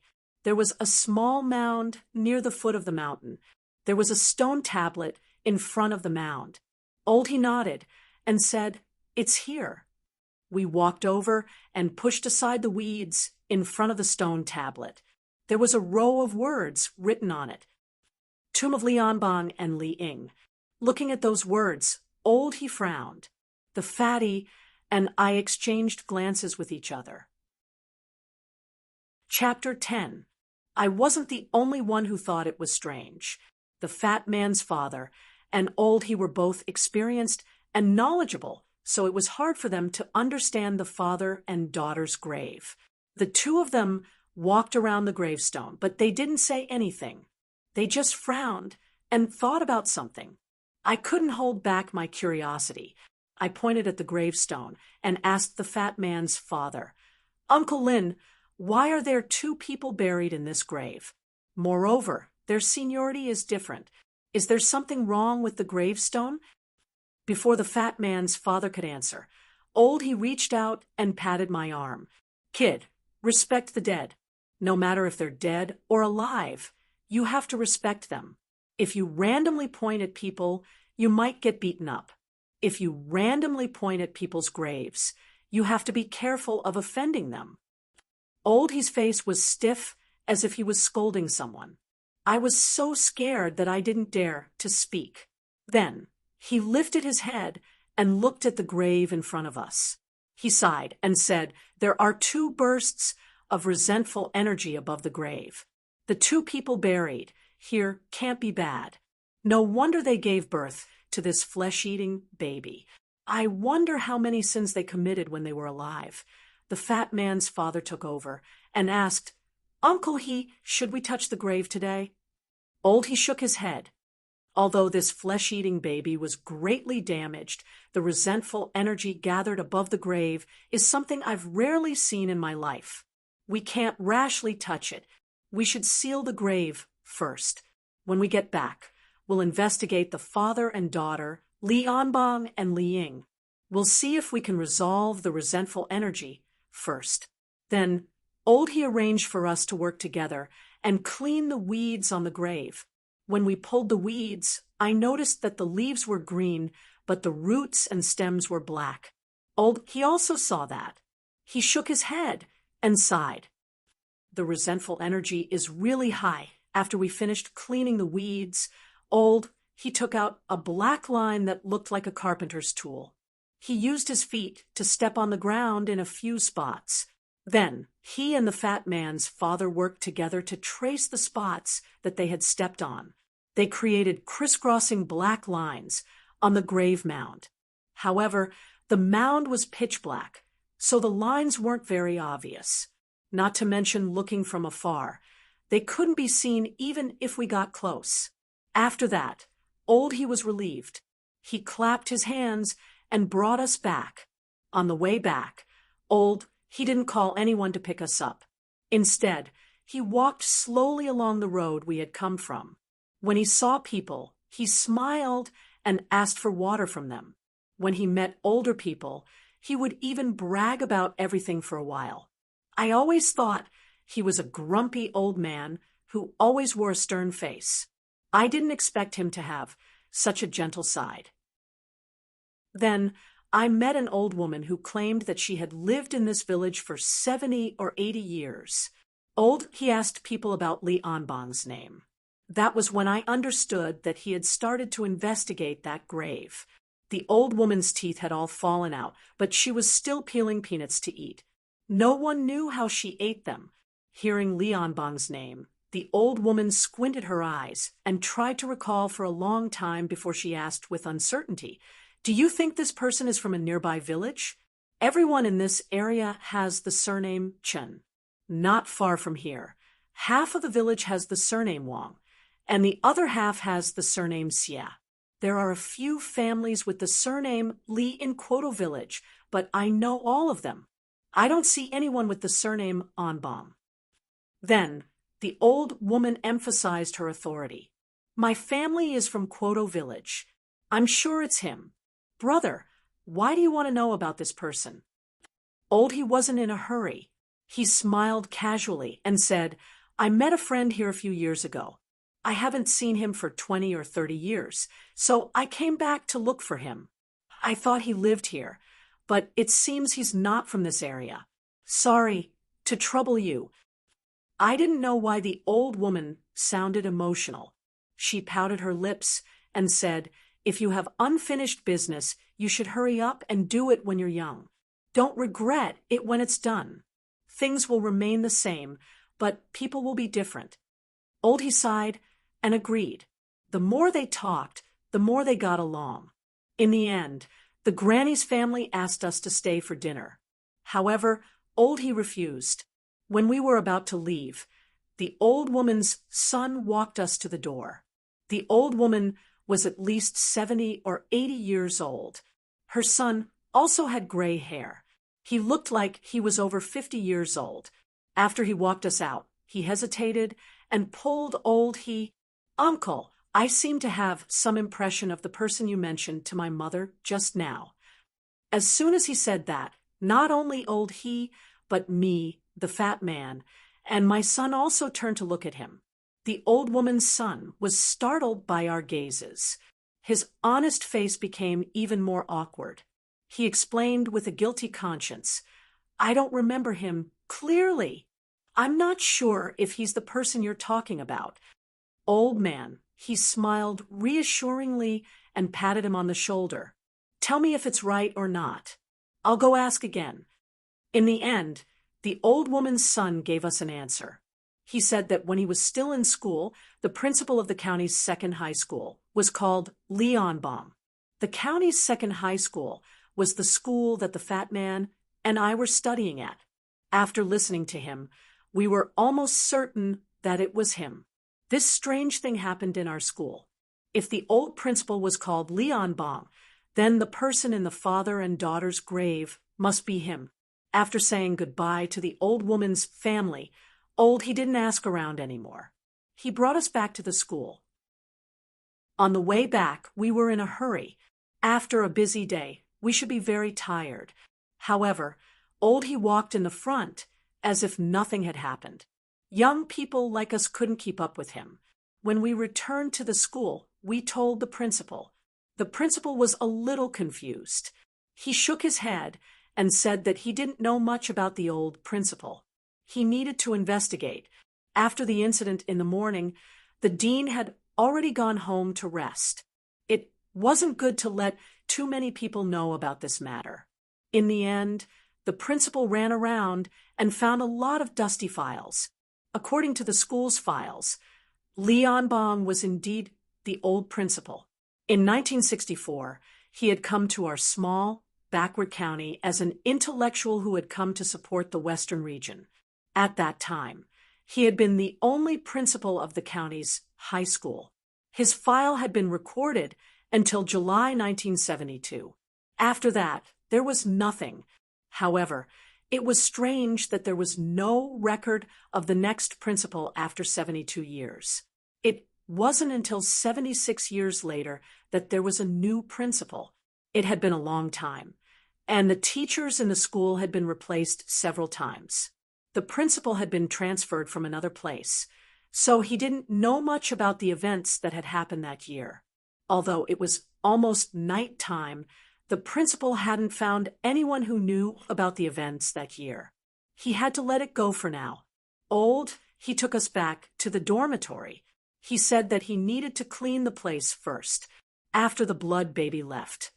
As long as the energy in the dormitory was expelled, it wouldn't harm the students anymore. On the way to the dormitory, we met Auntie Chun, the administrator of the dormitory. Old women liked to nag. When we first came here a few days ago, Auntie Chun didn't know what was going on. But these days, she noticed that we had been coming and going frequently. She felt that something was wrong, so she kept asking questions. Of course, and we didn't say anything about it. Only the principal kept talking to her. Before we reached the dormitory, the principal casually asked about the old principal, Li Anbang. Auntie Chun halted, her face changing dramatically. He was the first to notice her expression. He stopped and turned to ask her, "You know about Li Anbang?" Auntie Chun's face paled. She didn't answer his question. "Is the school's case related to the old principal?" "It's hard to say. We just want to investigate." He looked calm. He wasn't in a hurry. Auntie Chun kept silent for a while. Eventually, she nodded. We weren't in a hurry to clean the dormitory anymore. The principal asked Auntie Chun to open the door to a room. We went in and sat on the bed. Auntie Chun started to talk about something that had happened in this school. Our county's second high school was still called County High School. It was the only high school in the county. It was established in 1964, and Li Anbang was the first principal. He was from Jiangsu. He joined the army during the Revolutionary era. After the revolution, he went to university and became an intellectual. In the 60s, he responded to the country's plan to support the Western region. He brought his daughter from Shanghai and came to our small county. At that time, people had a passion for revolution. Li Anbang lost his parents during the war, and his wife died when he was young.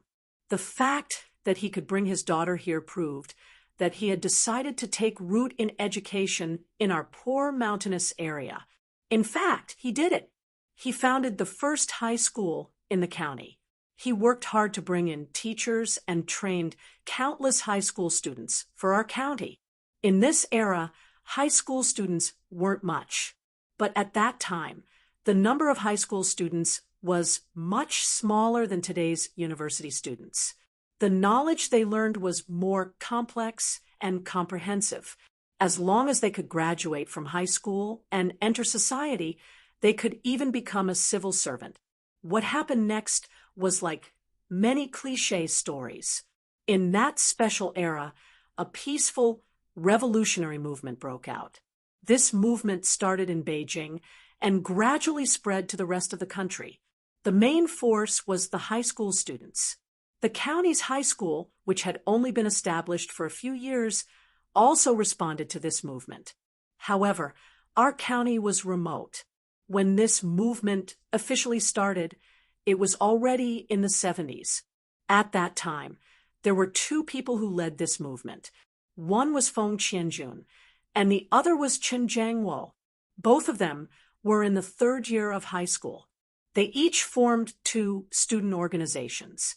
One was called the First Command, or First Division. The other was called the Proletariat Joint Action Committee, or Linkage. After these two student organizations were officially established, they started the movement of knock down all the evils and get rid of the 5 evils. The school also stopped classes. Chapter 11. At that time, there were very few people who could receive formal education, and those who could become high school teachers were, at least, from wealthy families. The teachers in our school were all senior intellectuals that Principal Lee had invited from Shanghai.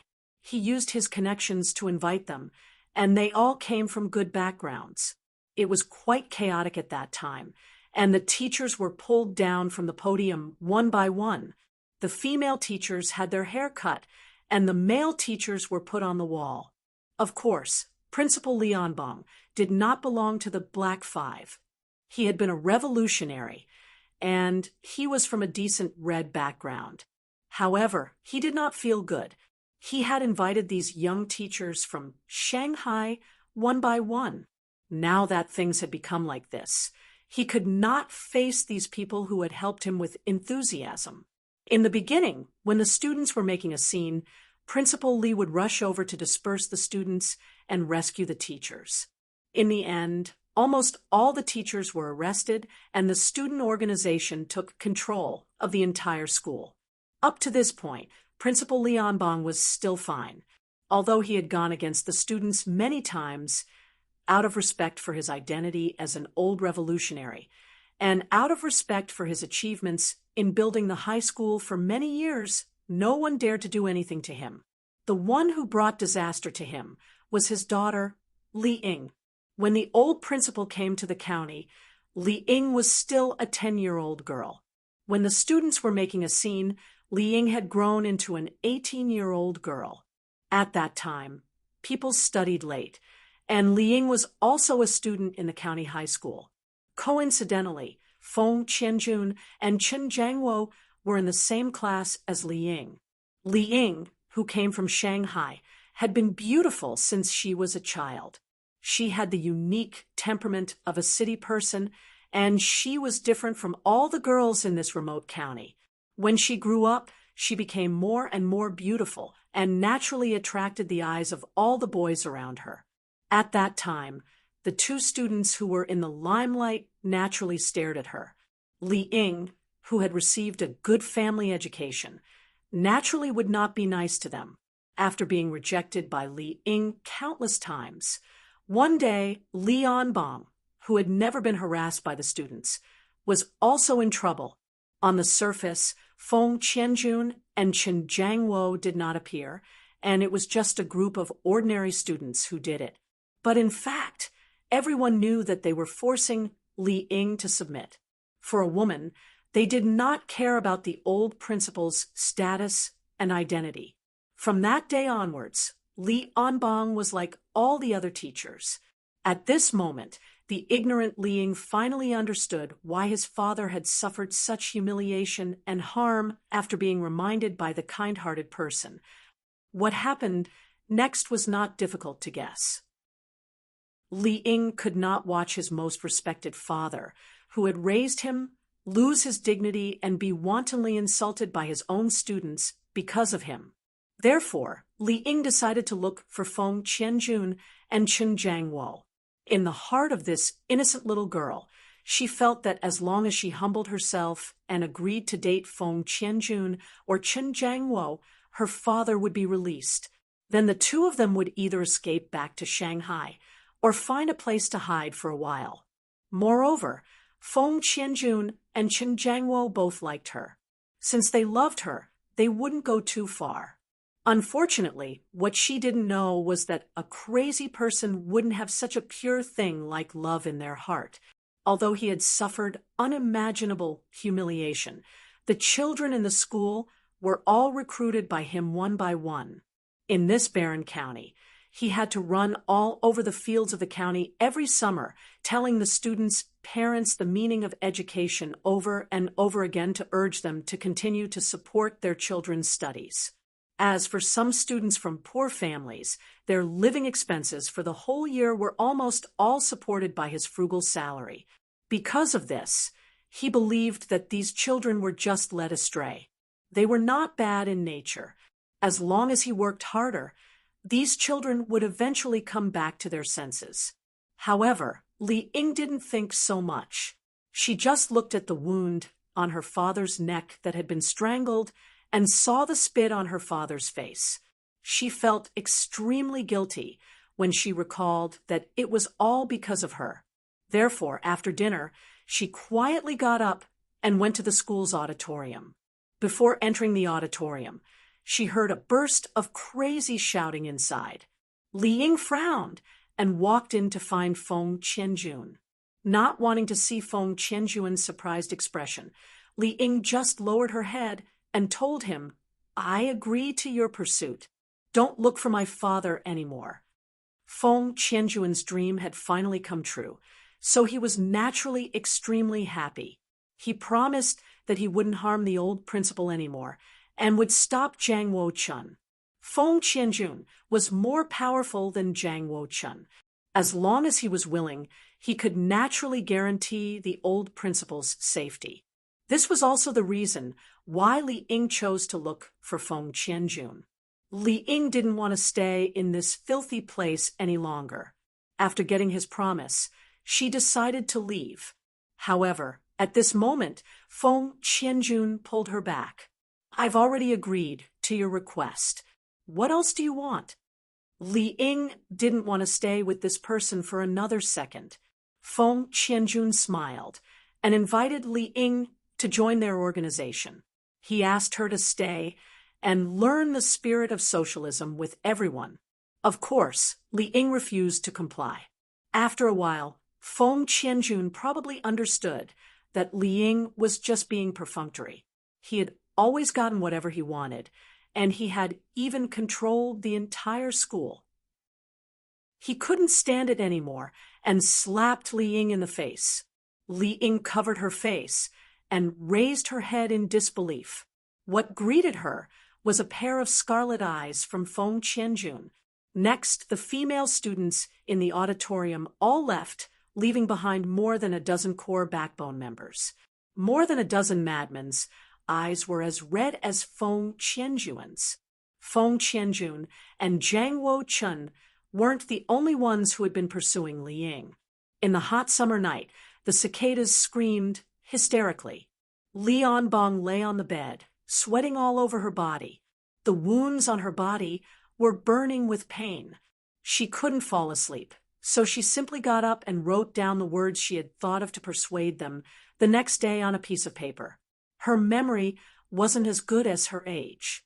The words she had just thought of were very reasonable and convincing. She couldn't delay those children. At 10 o'clock in the middle of the night, Zhang Wo-chun, who was in the small auditorium of the Proletariat Joint Action Committee headquarters, received the news of Li Ying. He was burning with jealousy. Without saying anything, he rushed to the auditorium with more than a dozen backbone members. The scene in front of him made Zhang Wo-chun, who had seen countless absurd scenes in the past 2 years, widen his eyes. However, there was no pity in his heart. Instead, like Feng Qianjun, his eyes were red. In this hot summer night, the cicadas' cries didn't stop until late at night. It was like the absurd scenes that happened in the human world. It seemed that they had also gone crazy. The next morning, before dawn, the old principal was awakened by the heat. His tired body made him unwilling to get up. He endured until 6 o'clock in the morning. The sun couldn't be seen in the gloomy sky, but it was even hotter. When the distant star hid behind the clouds, it could emit even more terrifying heat. The old principal, who had prepared breakfast, felt a little strange. His daughter, who had always gotten up early in the past few days, didn't know why she slept until now. So he went over and knocked on Li Ying's door. No one responded after knocking once, and still no one responded after knocking a second time. The old principal finally panicked. After finding the key to open the door, he found that Li Ying wasn't in the room. Ignoring the breakfast that he had just prepared, the old principal rushed out of the house and asked everyone he saw about Li Ying. Logically speaking, it was just a night out. Even if Li Ying was a girl, the old principal shouldn't be so nervous. However, the experience of the past few days made him understand that he was in a crazy era and anything could happen. Everyone who was asked had a strange expression. They wanted to say something, but couldn't. Their expressions were full of pity. This made the old principal even more panicked. Finally, the old principal found Li Ying on the school playground. She was naked, and her body was in a mess. However, she didn't cry. Instead, she laughed happily, holding a branch in her hand, and sang a children's song while jumping up and down. It was as if she had returned to the time when she had first come to this county. Her eyes were filled with novel things in the countryside, and the people she met were all people who showed respect to her father. The old principal took her home and put on her clothes.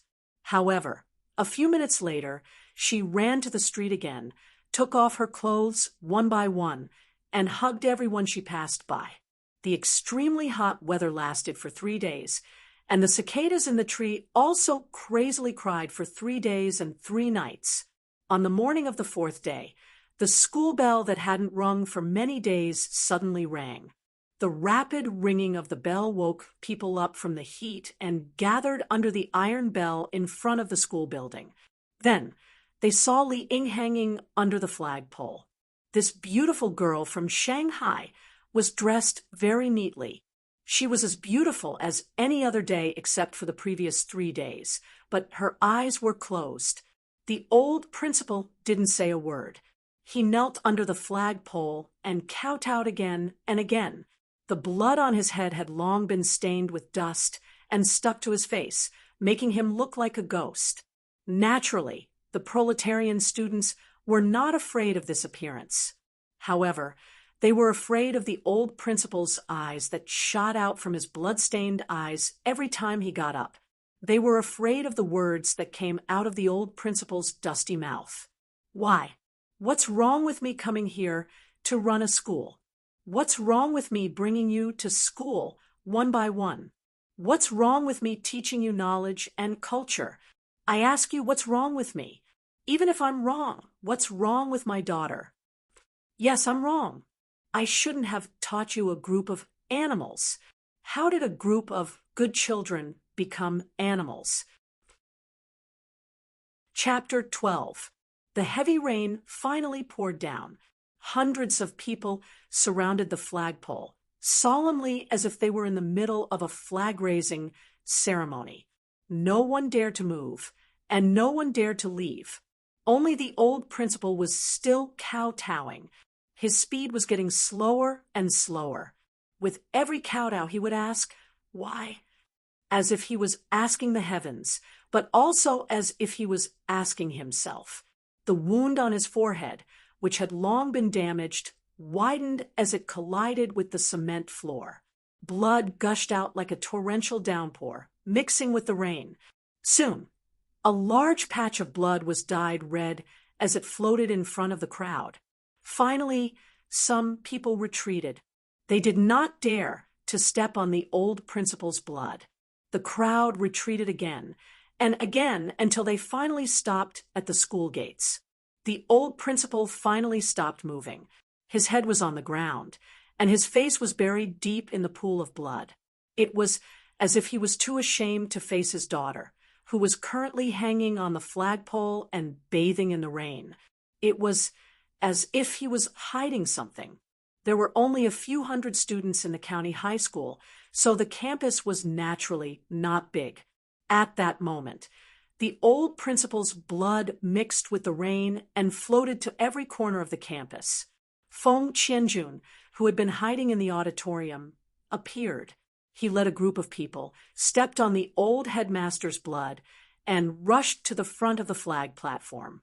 He extended his leg and kicked the old headmaster's ribs. Li Anbong was kicked over, and he lay flat on the ground. He was long dead, but his eyes were wide open and bloodshot. It was as if the last bit of blood in his body had all surged into his eyes, and they were so red that they were almost black.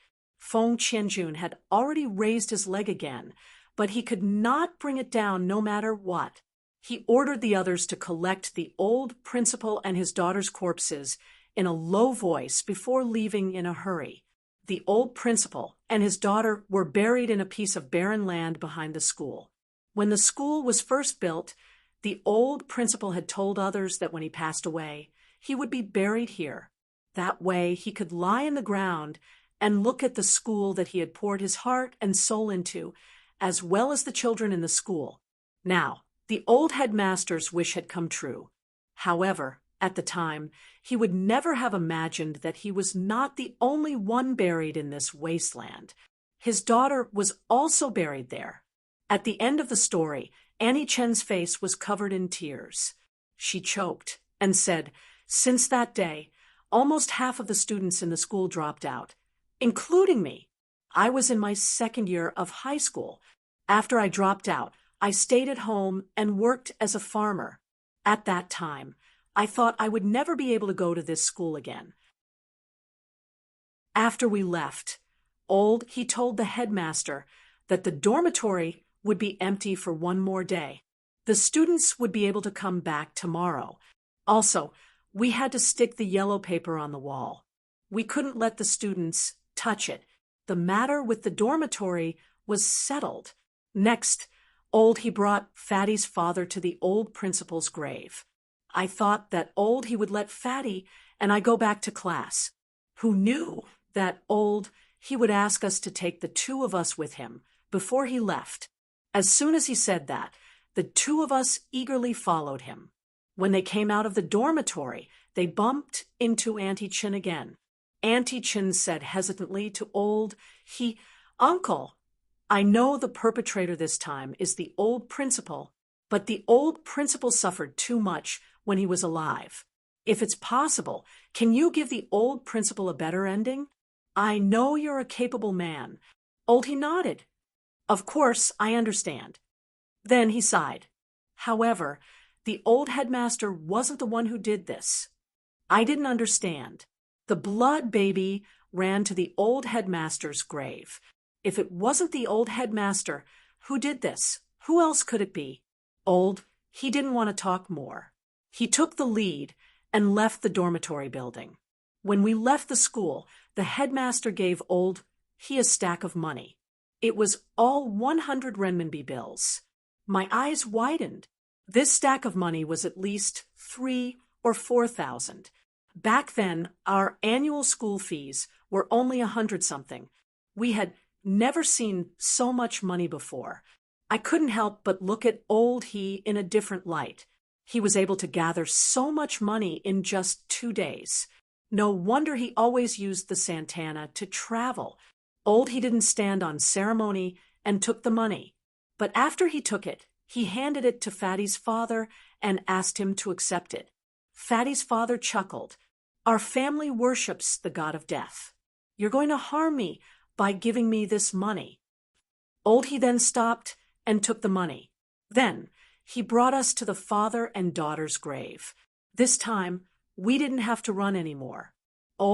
He drove the Santana and brought us to the place in no time. The last time I came, I felt terrified when I saw the grave and the blood baby. But this time, I felt sad when I saw the old headmaster's grave. Even if there was a demon buried in the grave, it was forced by someone else. This time, he didn't study anything else. He said, "Open the grave." Then he got to work. The middle-aged driver took the tools from the car and started to dig the grave. Fatty's father worked with him. Even who was old, joined in. But when Fatty and I wanted to help, they wouldn't let us. He's body was sturdier than a young man's, and the middle-aged man was also very strong. Not long after the three of them dug, the grave was opened. There was a coffin inside, but it was already rotten. When we poked it, the bones inside were revealed. The blood baby that I had imagined didn't appear. Soon, they cleared the bones. Later on, I asked the fat man's father. He told me that although the blood baby had almost become a flesh-eating baby, it hadn't fully formed yet. That was why it was just an soul. Moreover, Ain's soul needs something to exist. That arm was what it relied on. After listening to his explanation, I thought about the red shadow and understood what he meant. After a while, Old he used his feet to make several footprints on the ground. Then he stopped and asked us to work together. We had to put the complete skeleton back into the coffin and fill in the grave that we had dug up. Of course, he didn't let Fatty and I do it. We only helped when it was time to fill the grave. After we were done, we got into the car, but didn't go back. Old he pointed in a direction and asked the middle-aged man to drive. I couldn't help but ask him where we were going. Old he finally opened his mouth to explain to us. If I'm not wrong, the person in the grave was one of the 28 people that died, and that arm was the old principal's arm. If that's the case, there were 28 people, so naturally there would be 28 graves. His words shocked me. According to him, the principal had been dismembered into 28 pieces and buried in 28 different places. I asked Old, and got an affirmative answer. My heart felt heavy. At the same time, I couldn't understand why it had turned out this way. Fatty's father seemed to know more than me. He immediately understood and asked Old, are you saying that this grave was set up by someone? Was it the person who moved the principal's grave? But that can't be right. If that person had spent that much effort to set up 28 graves, why would something like this happen? Could it be that there's something wrong with the layout of the tomb? Old he shook his head. There was no mistake. It was perfect. He achieved his goal. Hearing this, the fatty's father's calm face showed a trace of shock. He asked loudly, you mean that person purposely set up this trap to raise the shaved head ghost and the flesh-eating baby? Old he nodded and squinted his eyes. After that incident, Li Anbang's resentful energy was about to dissipate. As long as the burial ground wasn't a place with bad geomancy or a place to raise corpses, there wouldn't be any more changes.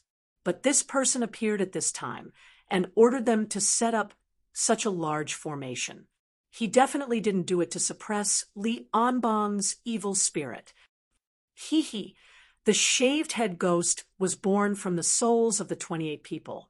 Those 28 people tore off their hair and died. That's why the shaved head ghost was born. But now, the flesh-eating baby that the shaved head ghost raised is residing in Li Anbang's skeleton. It's clear that he used the bones of those 28 people to raise Li Anbang's skeleton.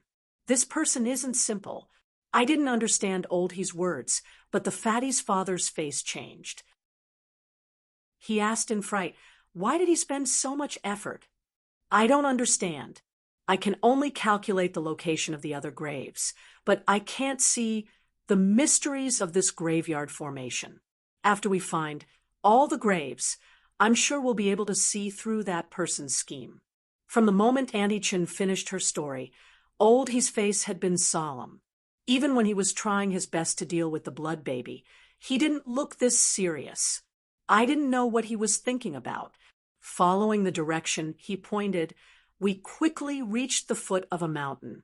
Oh, he had reached the right place. After we got out of the car, we were stunned. There was no grave mound here, let alone a tombstone. As I was about to ask, Old he took out the dial-like thing he had used before. I asked the fatty's father, it's called a compass. He looked at the compass and turned around, chanting, Ken long xiang wu, Jen long xiang yin, Zhan long xiang shen, Feng long xiang yu. Every time he recited a sentence, he would walk in a different direction.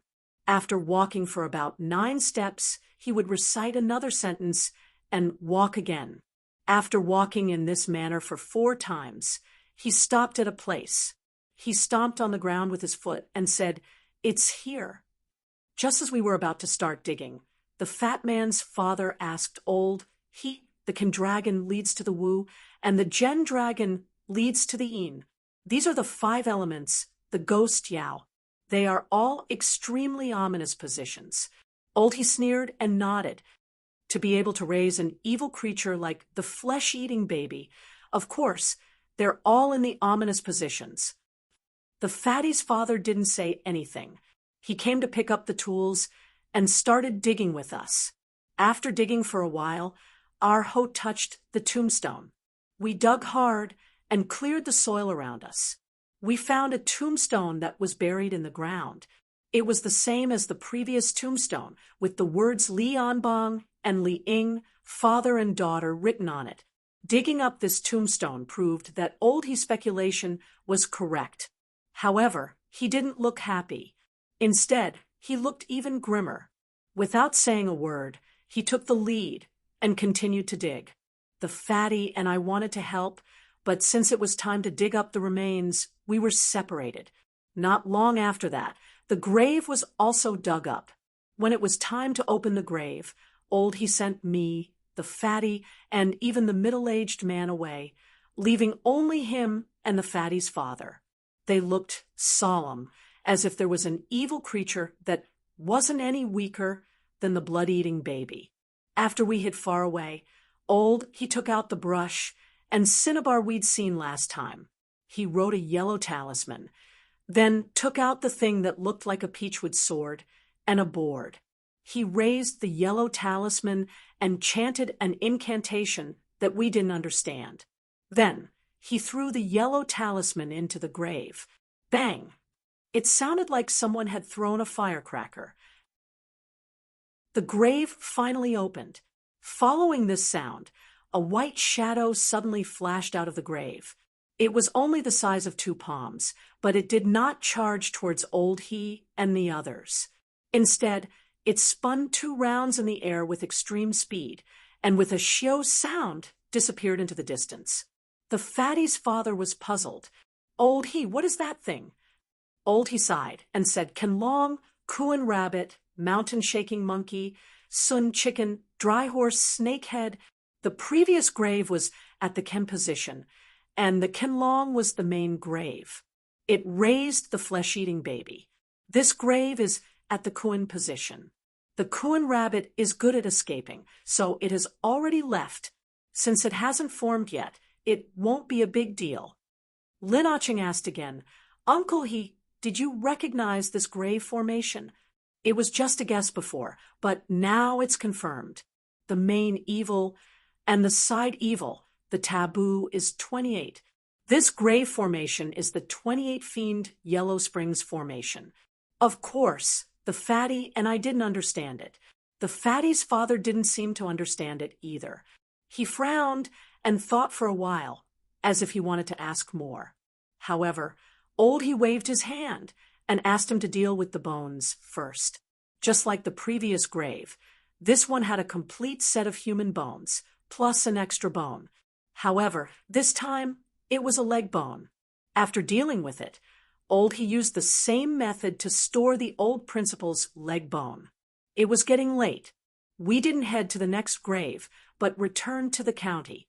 I didn't know what Old He was thinking, but he didn't rush me and the fatty to return to school. Instead, he arranged for us to stay in a hotel. The next day, he called the fatty's father to go out, while the fatty and I returned to school. There was still no news of Guo Mingming in school. I didn't know how he was doing, but the other students in the dormitory were fine. We stayed in school for 3 days. On the weekend, the fatty and I went to the hotel again. At night, Old He and the fatty's father came back. According to them, the 28 graves had been dug out, and the old principal's remains were all found. It sounded like it was done, but Old He said that we still had to find the real eye of the formation the next day. The biggest problem was there. The fatty's father shook his head. Logically speaking, it shouldn't be. Why is Li Anbang's remains used to set up the formation, but the eye of the formation is his daughter's body? Li Anbang was the one with the most grievances. Old He chuckled. A 3-year-old shaving ghost, a half-armored flesh-eating infant, and a 300-year-old demonic Rakshasa. Did you forget? The fatty's father's eyes widened. How is that possible? How is it not possible? 28 Fiend Yellow Springs formation gave birth to a Rakshasa. It's like killing a chicken with a butcher's knife. It's normal. But, the fatty's father wanted to say something, but he couldn't. He waved his hand and stopped him. It's useless to say more now. You'll find out tomorrow. With that, he left alone. The next day, they brought me and the fatty, and we set off in a car. The strange thing was, I was getting more and more familiar with the road. We actually drove from the county to our village. I asked He curiously, but he said, the eye of the formation is here. After entering the village, he didn't stop the car to check the direction. Instead, he directed the middle-aged man to drive to the back of the mountain near our junior high school. When we got there, I pinched the jade bracelet on my neck. I panicked and my face paled. Chapter 14. Back then, the fatty and I had stolen food in this graveyard and drank that glass of wine.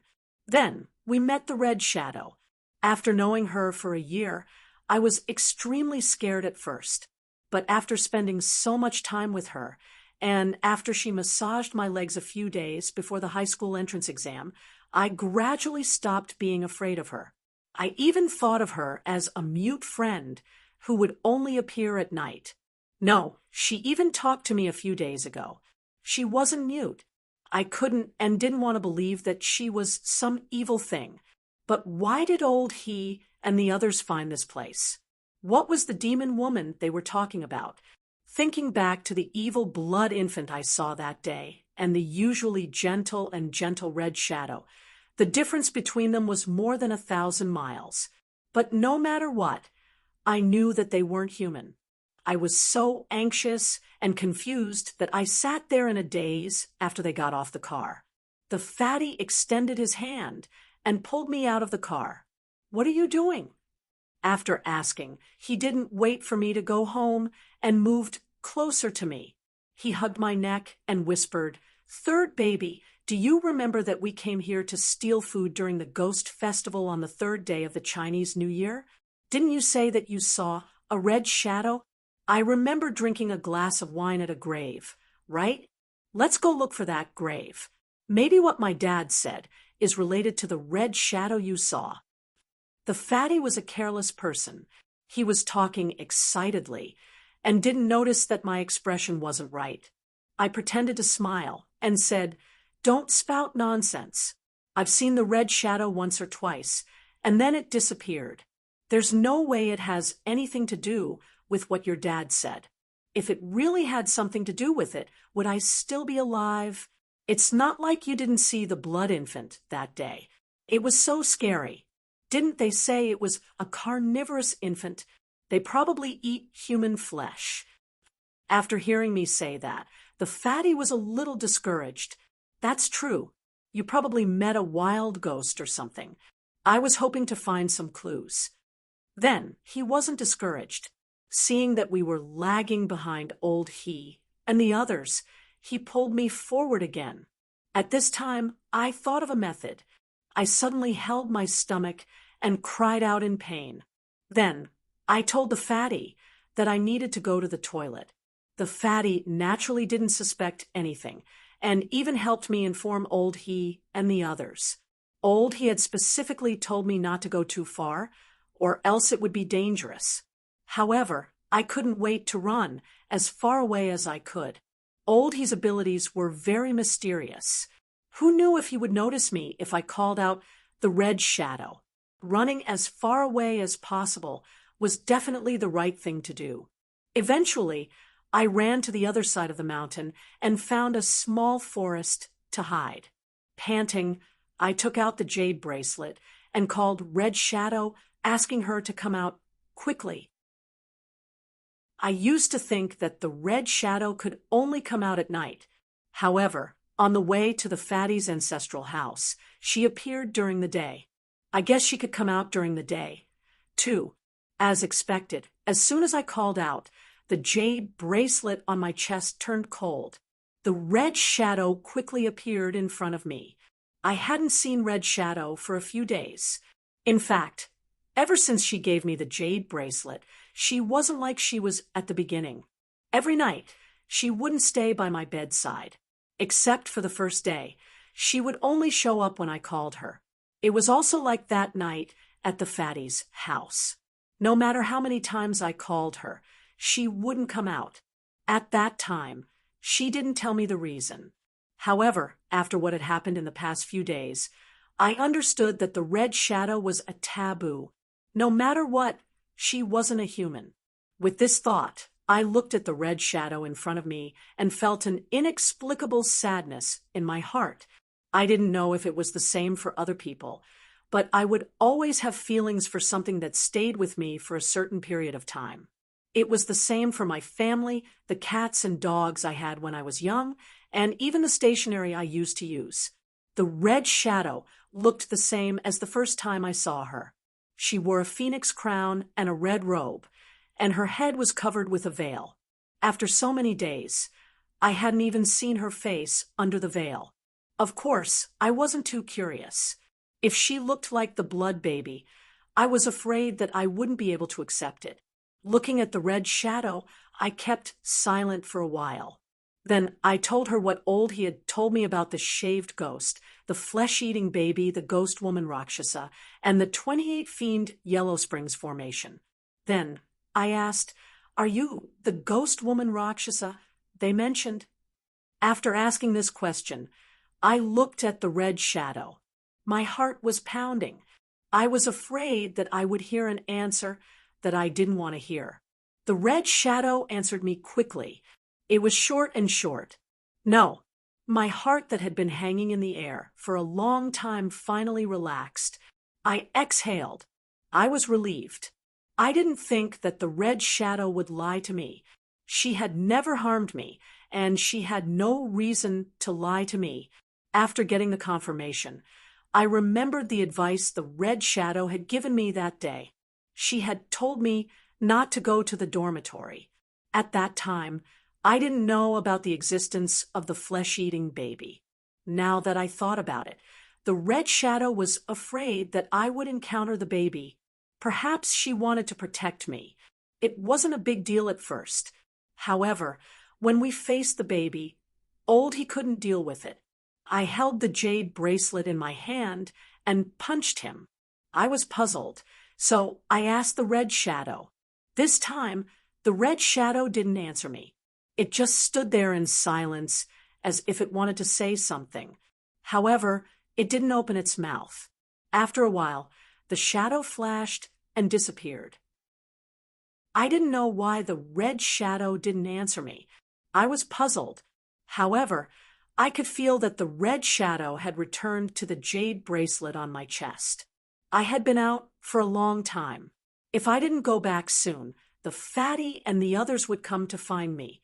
After hurrying back, old he and the other two stopped in front of a tomb. They seemed to have confirmed the location and were surrounding the tomb to observe. The little fatty craned his neck to look in my direction. When he saw me, he excitedly waved at me and shouted, "Third baby, come here. It's about to start." The daring young man didn't understand the hidden dangers. He was only excited about the unknown. Fatty and I had been the same before. Even after we'd fought against the blood infant, we hadn't been too afraid. But this time, I wasn't as excited. I didn't know if it was because this matter had implicated Red Shadow, or if Red Shadow's hesitant expression made me feel uneasy. After I got there, I checked the tomb. It was just a small mound with no tombstone. This was actually normal. There weren't many villagers who could erect a tombstone. Most of them just stuck a wooden sign. Not long after, the wooden sign would decay and disappear, leaving only a mound there. At this moment, old he and the fatty's father were talking. Unlike the excitement on the fatty's face, they were serious. Old he said, "The tomb doesn't have resentment energy, and its feng shui is different from the 28 tombs. The 28 tombs were lonely and evil, but this tomb has excellent feng shui. It's hard to find a dragon on a flat land. Look at this mountain. It's the ancestor of this place. Look at the mound in front of you. A dragon in the mountain is not as good as a mound in front of a tomb. Ah, chum, you're the village coroner. You've been searching for tombs for decades. How many places with feng shui like this have you seen? The fatty's father's face looked even worse. He shook his head and said, "It's been more than 20 years since my father passed away.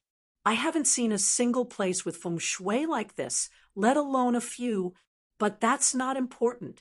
What's important is that this shouldn't be the feng shui of our village." What do you mean? Although old he is experienced and knowledgeable, Fatty's father naturally has more right to speak on matters of the village.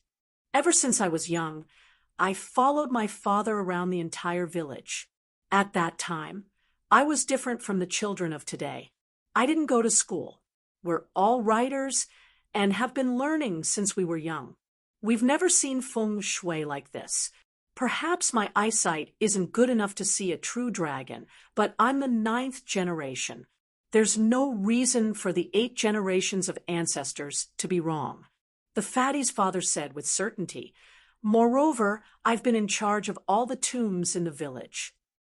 Even the tombs my father had been in charge of 30 years ago, I've followed him to look at them one by one. But I've never seen this tomb, much less this feng shui. "Oh," he asked, "so you're saying that it's a moving dragon?" The fatty's father shook his head, but didn't say anything else.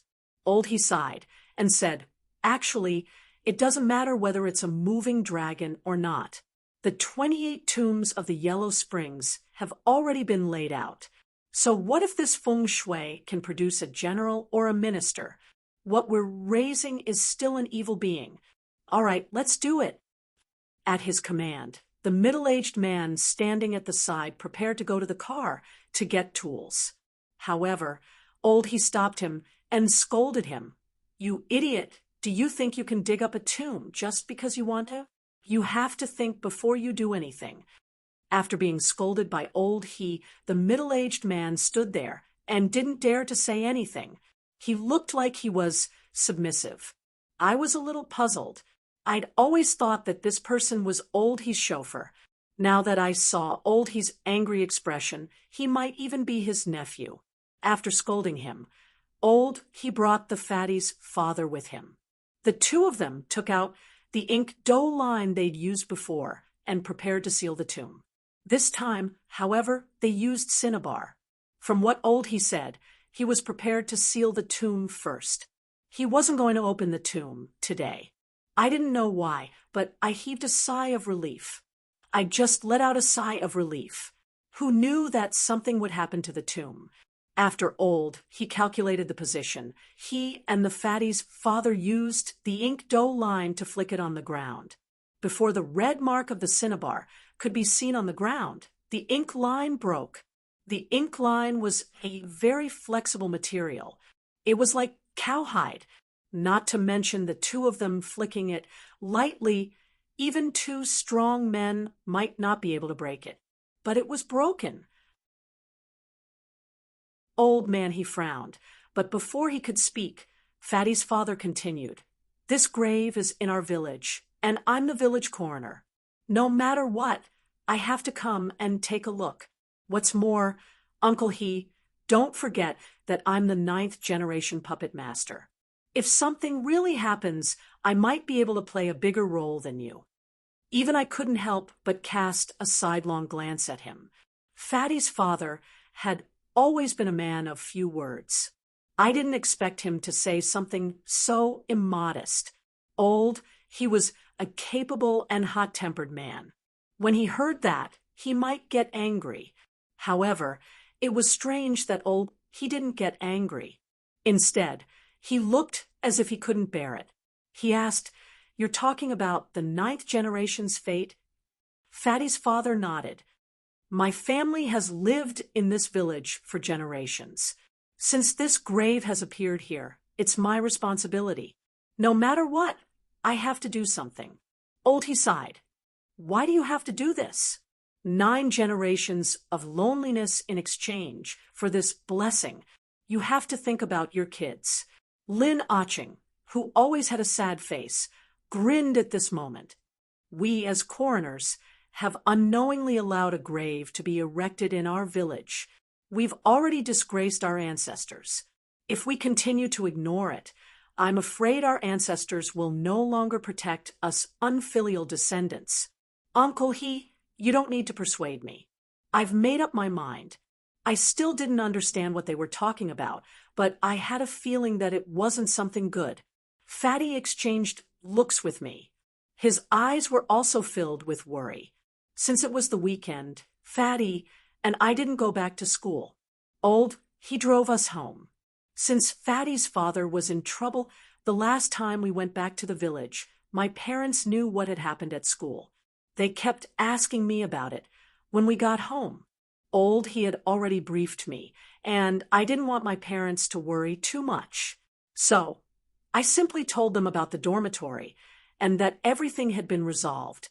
At night, I called Red Shadow out to ask if she knew anything about the grave. Red Shadow didn't answer me. She just sat there in a daze. In the end, I had to give up. Although I guessed that Red Shadow's appearance had something to do with the glass of wine we had drunk in the graveyard, I couldn't remember which grave we had drunk that night. As long as Red Shadow didn't tell me, I wouldn't know. Early the next morning, when the sky had just brightened, I sneaked to the Fatty's house. I was thinking that I should go to his house and wait for the Fatty's father to leave. Then I would go find the Fatty and ask if I should go with him today. Of course, I wanted to go with him. I had seen everything that had happened in the past few days. It didn't make sense for me to leave at the last moment. As for the danger, I had thought about it. Fatty and I would hide in a distance. Even if there was any danger, it wouldn't affect us. Because of this, I took the binoculars my parents had bought me when I was young. Although it was just a toy, it could give me 2 or 3 times the field of vision. However, before I could reach Fatty's house, I bumped into Fatty on the way. After asking, I found out that Fatty's father had gone to the ancestral house last night. He was the only one at home. That was why he had run out so early. He wanted to go and discuss with me. Fatty was worried about his father's safety, and I was curious. Of course, we hit it off. Since Fatty's father had to go home before he left, we went to Fatty's house to wait for him. When Fatty's father came back, we would follow him. Unexpectedly, we waited until 9 a.m. The sun was already high in the sky, but we still didn't see Fatty's father. I guessed he had gone to the graveyard with He and the others. Since we knew the place, we didn't wait any longer and went there together. When we reached the ground, there were a few cars parked outside the graveyard. All of them were black Santanas. In front of the grave the day before, 7 or 8 people were digging it up. Fatty's father was one of them. He didn't do it himself. He was chatting with 2 other old men. One of them had a bun on his head and wore a yellow robe. He looked like a Taoist priest. Fatty and I didn't dare to get close to him. We hid behind a big rock. Not long after we arrived, the nameless tomb was opened. However, there was no commotion. It wasn't as noisy as yesterday. However, He and the others were very cautious. After the grave was opened, they immediately called for the 7 or 8 gravediggers to step back. Meanwhile, He and the 2 people beside him took out their weapons at the same time. He's weapon was the one that looked like a peachwood sword and a wooden board. The Taoist priest was holding a real sword that emitted cold light. It looked really scary. The last old man had a pure peach wood sword in his hand. The 3 of them stood there for a long time as if they were facing a great enemy, but there was no movement from the grave. Then they heard He say something, and the 7 or 8 people who had been digging the grave earlier used the ropes they had prepared to throw into the grave. After a while, they pulled out a coffin from the grave together. I snatched the binoculars from the Fatty's hands and went closer to take a look. It was different from the coffins we had found in the 28 tombs. This coffin hadn't decayed at all. The carvings on its surface had a cold light. It looked like the coffin in the fatty's house that had just been painted. It didn't look like a coffin that had been buried underground for dozens of years. Old he and the other two were still holding their weapons in their hands, standing in a triangular formation. Fatty's father, on the other hand, walked to the front of the coffin, holding a tool specially used to open coffins. He lowered his head and fiddled with the coffin a few times, then walked to the end of the coffin and reached out to pull the lid. After a hoarse and unpleasant grinding sound, the lid of the coffin was opened. It was a bright and sunny day. However, I didn't know if it was just an illusion, but after the coffin was opened, the surrounding sky suddenly darkened. However, no one noticed it. Everyone's eyes were attracted by the thing inside the coffin. They all gazed at it, their eyes filled with disbelief. Then they gasped in surprise. Since we were hiding low, we could see the coffin through the binoculars, but we couldn't see what was inside. After hearing their exclamation, I didn't have time to hide anymore. I got up and stood on the big rock, tiptoeing to see what was inside the coffin. Then, I was also scared out of my wits. I had thought that there would be a pile of rotten bones or something similar to a blood baby. However, I didn't expect that there would be a woman inside. Or rather, it was a woman's corpse. However, this corpse was well preserved. It looked as if she had just died this morning and was placed inside the coffin to be buried. I didn't expect that this corpse had been dug up. Through the binoculars, I could even see the skin on her face.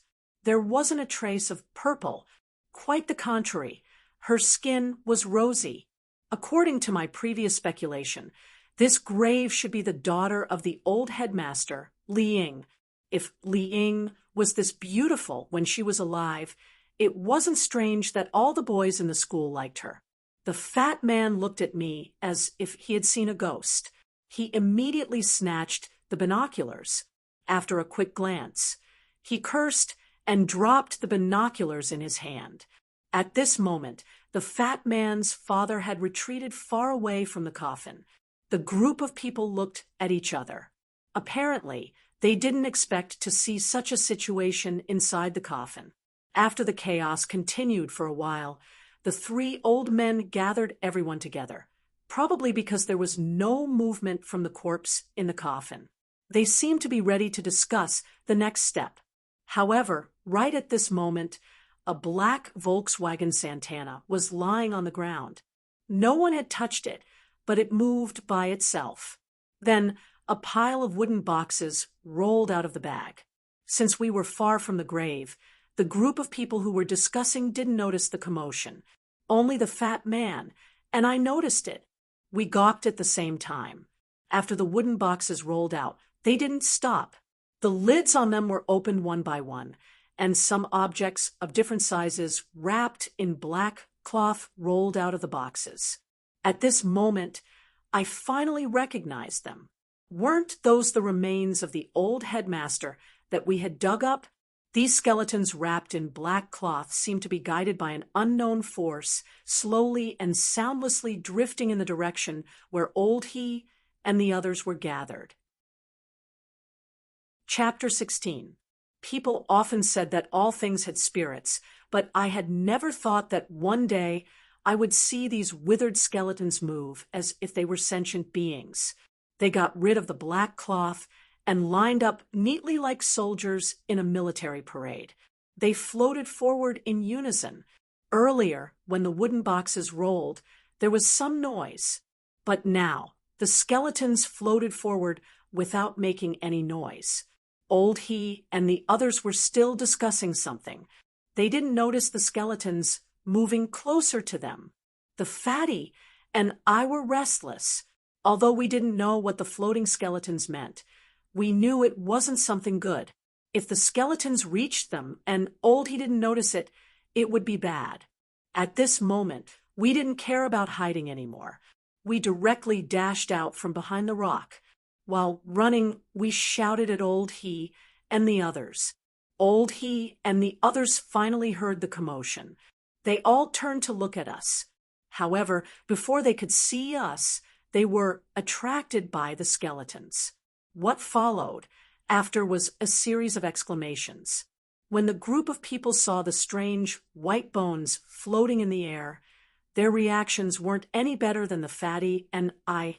Almost everyone subconsciously took 2 steps back. Even Old He's expression changed drastically. Sprinkle cinnabar. Sprinkle karmic water.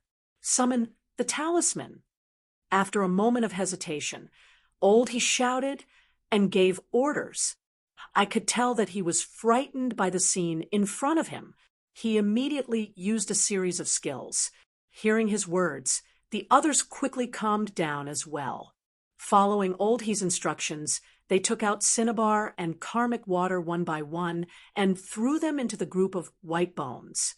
Old He and the Taoist priest took out a yellow talisman and held it in their hands. They were ready to take action at any time. Cinnabar had a strong yang energy. It could ward off evil spirits and expel evil spirits. It was effective against ordinary otherworldly items. The so-called karmic water was the water people used to bathe in. People had karmic karma. After bathing, the water would be contaminated with their karmic karma. The water in the bathhouse had been soaked in by countless people, so it had countless karmic karma. If the karmic water was poured on ghosts, it could suppress them. Humans could bear negative karma, but it was very difficult for ghosts, not to mention the negative karma of many people. To ghosts and evil beings, this negative karma was like a huge mountain. Ghosts that were not strong enough would be pressed to the ground and unable to move once they were splashed by the negative karma water. Even with Old He's experience, this scene of white bones fluttering was something he had never seen before. However, it still couldn't escape from the category of evil ghosts. Once cinnabar and karmic water were splashed on it, it immediately had a miraculous effect. As he spoke, he thrust the yellow talisman in his hand forward. The yellow talisman turned into a beam of light and flew toward the skull that had just been formed. With a pa sound, the thin yellow talisman fell on the skull and actually made the sound of metal colliding. Then, the skeleton's sternum was smashed and scattered on the ground. The rolling pile of bones gradually slowed down. It looked like it was about to stop. Old He was worthy of his reputation. His first move was much stronger than the others. I exhaled in relief. When I was about to ask Old He what was going on with the skeleton, I saw the newly formed hand reach out and touch the skull. The yellow talisman was pushed aside, gently falling to the ground. Then, the pile of bones that had stopped rolling began to move again. The broken sternum was formed again, and its speed was faster than before. Old He didn't have any more talismans in his hands, but the Taoist priest beside him still had a yellow talisman in his hand. Seeing the situation, he immediately shouted, "The Taishang descends. The 3 pure ones aid me." After he finished chanting, he didn't throw the talisman at the skeleton. Instead, he stuck it to his chest with a pa sound. As soon as the yellow talisman was stuck on his chest, the old Taoist priest lifted his head. His spirit, chi, and soul seemed to have changed. His hunched back straightened, and he raised the steel sword in his hand. He raised his leg and dashed toward the skeleton. At this moment, the skeleton was forming very fast. When the old Taoist priest arrived in front of it, the upper half of the skeleton was already formed. Only 2 leg bones were still twitching on the ground, moving toward the skeleton's body. The old Taoist priest swung his sword and hit the skeleton's skull. It created an earth-shaking explosion. I stood far away from him, but my ears buzzed. However, the skeleton's skull seemed to be made of steel. It didn't budge at all. The old Taoist priest's sword attack was useless. Then, The old Taoist priest swung his sword a few more times. The skeleton either used its head or its arms to block the attacks. Its withered bones weren't hurt at all. Not only that, but the bones in the lower half of the skeleton's body also gathered and formed a complete skeleton. It stood there, gazing at us with its empty eye sockets. Inexplicably, I shivered. Old He's face became more solemn. He shouted at the old Taoist priest, "Brother Huizhen, come back here." The old Taoist priest felt that he couldn't do anything to the skeleton. He reluctantly retreated and stood next to old He.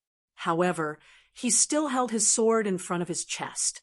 He didn't dare to relax his guard. The skeleton stood there quietly. It was really tall. Looking at it, I couldn't help but think of the old principal in Annie Chen's story. I wondered if the old principal had thought that he would become like this after his death.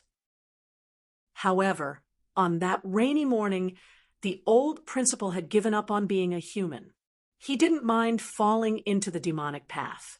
Why would he care about his appearance after his death?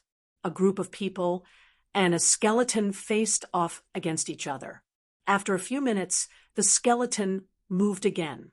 This time, it charged at us. This time, it was really fast. It seemed it had gotten used to this body after it had taken shape.